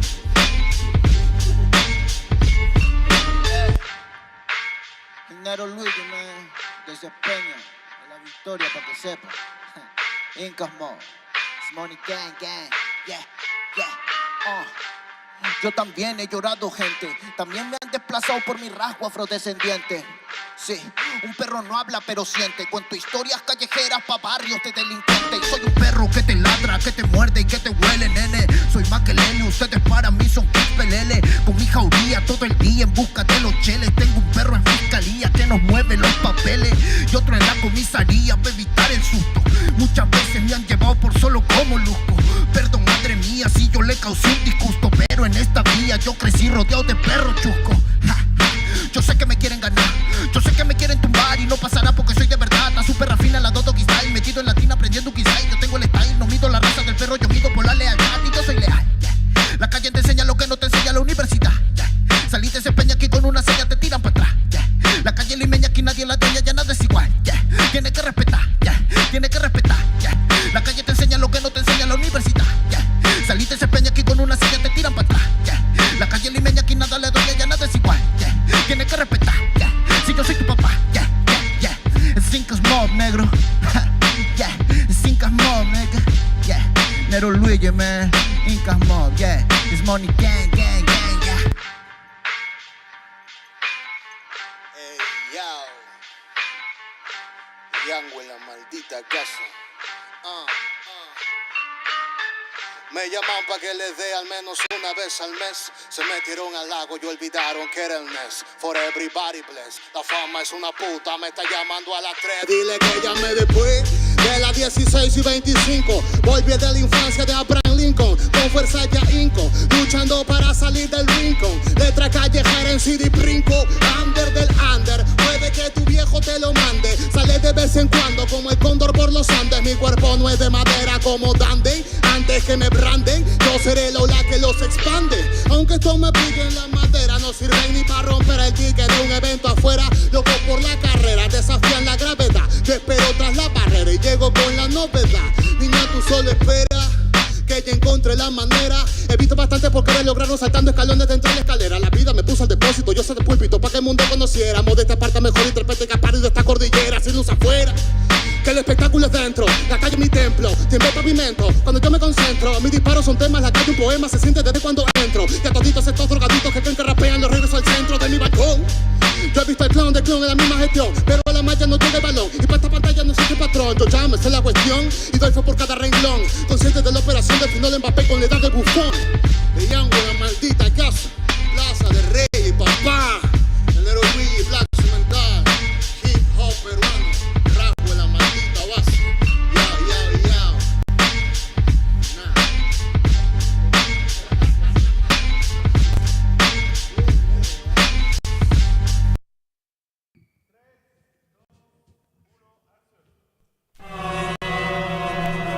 Yo, comentando, ¿qué dicen? Sí, ¿qué cuentan? Ya, escúchame, ya.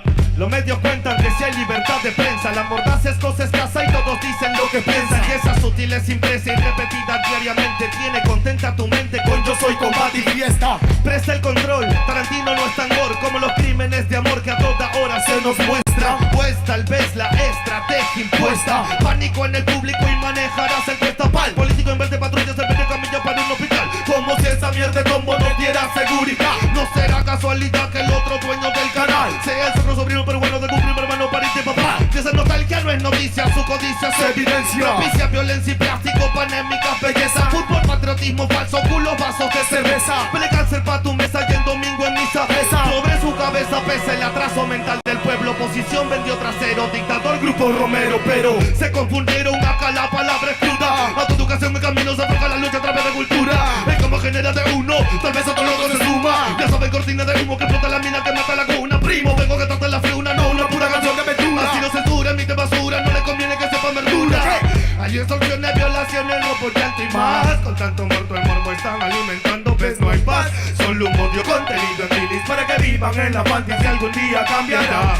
Hay extorsiones, robo, violaciones, llanto y más. Con tanto muerto el morbo están alimentando, ves no hay paz. Solo un odio contenido en milis para que vivan en la fantasía y algún día cambiará. Sensacionalismo, amigo eterno de la prensa, el mismo que forjó al humano sumiso, callado y muestra. En el noticiero, en el artículo del diario, la vida de una bebé que poco invierte al vecindario. Sirven como fieles feligreses, a oscuro intereses, mienten todo el día, crean solo estupideces. La historia afirma, indica que siempre negaron información alternativa que todo pueblo merece. A cada instante pareciera su labor asesinar una memoria colectiva que hace una nación, con una prensa cómplice que juega con humor, desconociendo ese dolor que nos dejó ese dictador. Cortina de humo es su mejor función, para apartarte de la fuente harán de todo, pues miró hoy como venderte el culo de Sharon Stone, cagándose en tu derecho a la objetiva información. El narco, el almirante, el presidente, el congresista, algún ministro, algún legado, de seguro es el patrón de ese periódico morboso y amarillo que al leerlo 2 minutos te vuelve en un show. Los medios son culpables, responsables de toda propia basura que te ofrece la TV. Pues será mejor que se autoeduque, pues my friend, porque el comercio de los medios te carcome hasta las 100. Hay violaciones, extorsiones, robo, llanto y más. Con tanto muerto el morbo están alimentando, ves no hay paz. Solo un odio contenido en bilis para que vivan en la fantasía y algún día cambiará. Hay extorsiones, violaciones, robo, llanto y más. Con tanto muerto el morbo están alimentando, ves no hay paz. Solo un odio contenido en bilis para que vivan en la fantasía y algún día cambiará. Que algún día cambiará. Que algún día cambiará, na.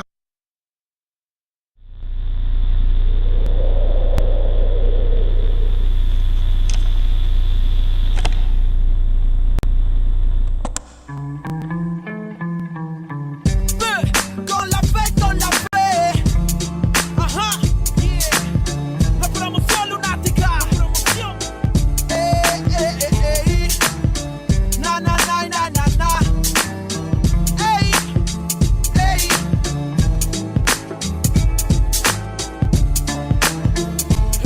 Pregunta dónde se quedó. Pregunta cuándo fue que la muerte por su casa pasó. Pregunta por su vida y mira su cuerpo tiro en la mitad de la cabeza. Y se pregunta si es su muerto más. Si la muerte vino por él, llevándose alegría. Su hermana la puedes ver llorando todavía. Todos se preguntan quién, pero nadie puede responder hasta que pegue el fierro en la mano del muerto. Ahora es un fantasma que vive pintado en una pared. El mismo que anda penando en el barrio. No está tranquilo porque caminando con otro la ve. Por la que se mató sin pensarlo bien. ¿Y para dónde es que se van? Cuando por una tonta razón se van aquellos que más quieres. Pregunto para dónde irán. Es uno menos en el barrio y uno más para el recuerdo. De pocos a pocos mi gente se desvanece, pero casi siempre son los que no lo merecen. La muerte de un inocente, lo sabe la gente, pero nadie dice que él se lo llevó. Se rompió el corazón, lágrimas de madre, sangre en sus manos y no lo comprende el padre. Recuerda que la vida no tiene un valor y grita al cielo, mejor recógeme a mi Señor. Pase lo que pase hoy, siempre con la mente en tu recuerdo, en mi corazón te llevaré. Para donde quiera que yo voy, pienso diferente, es que la muerte ahora está presente. Pase lo que pase hoy, siempre con la mente en tu recuerdo, en mi corazón te llevaré. Para donde quiera que yo voy, pienso diferente, es que la muerte ahora está presente. Dime dónde están los que desaparecieron, los que no volvieron, los que de uniformes se vistieron? ¿Dónde están los que ya no están del soldado Juan? Que una bala traspasó su cuerpo con el ruido de una. Son historias como mi prima Gloria, que su cuerpo no aparece pero queda su memoria. Niña de 5 años que su aliento ya es agónico. Encuentra el cuerpo pero envuelto está en periódico. La vida es una tumba que la suerte te depara. La muerte está en la mano de aquel hombre que dispara.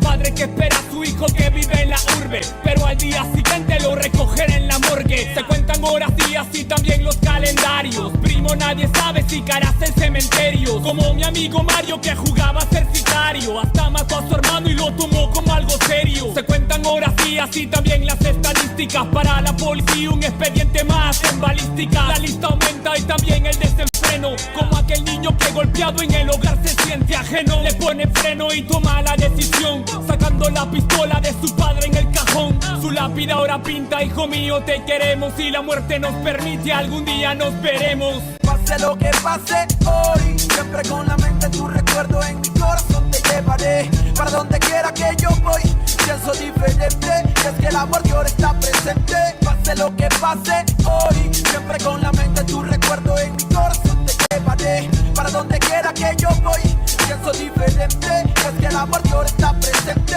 ¿Dónde van? ¿Dónde? Dime dónde van las almas que se pierden en el camino de la vida. ¿Dónde van? Dime dónde van. Que te tienen pulsos y otros por impulsos para el diván. Penas que se cuentan en la esquina. Cuidado con la neblina que la muerte se avecina por la acera. Joven estudiante muere en una balacera. Otro lío de pandillas que en el diario aparecerá. La vida se desaparece como el humo de un cigarro. Locos disparando desde un carro. Otra vida que se pierde bajo el cielo gris. No se puede ser feliz cuando gente muere en un desliz. Como Marco que soñaba con ser narco. Viajar en barco y olvidarse de las penas en su cuarto. Pero cada vez que parcha ya se siente harto. Y su corazón marchito marcha para el infarto. Almas en oferta como Berta. Que se acuesta en una cama pero en otra se despierta. Son 14 años y ya perdió la niñez. Que desaparece un viernes y no regresa en 2 o 3. Coleccionando amores sin importancia a los rumores. Malos menores sin temores y sin valores. Deambulando en cada sitio, con el futuro a convertirse en un graffiti. Pase lo que pase hoy, siempre con la mente tu recuerdo en mi corazón te llevaré. Para donde quiera que yo voy, pienso diferente, es que el amor de ahora está presente. Pase lo que pase hoy, siempre con la mente tu recuerdo en mi corazón te llevaré. Para donde quiera que yo voy, pienso diferente, es que el amor de ahora está presente.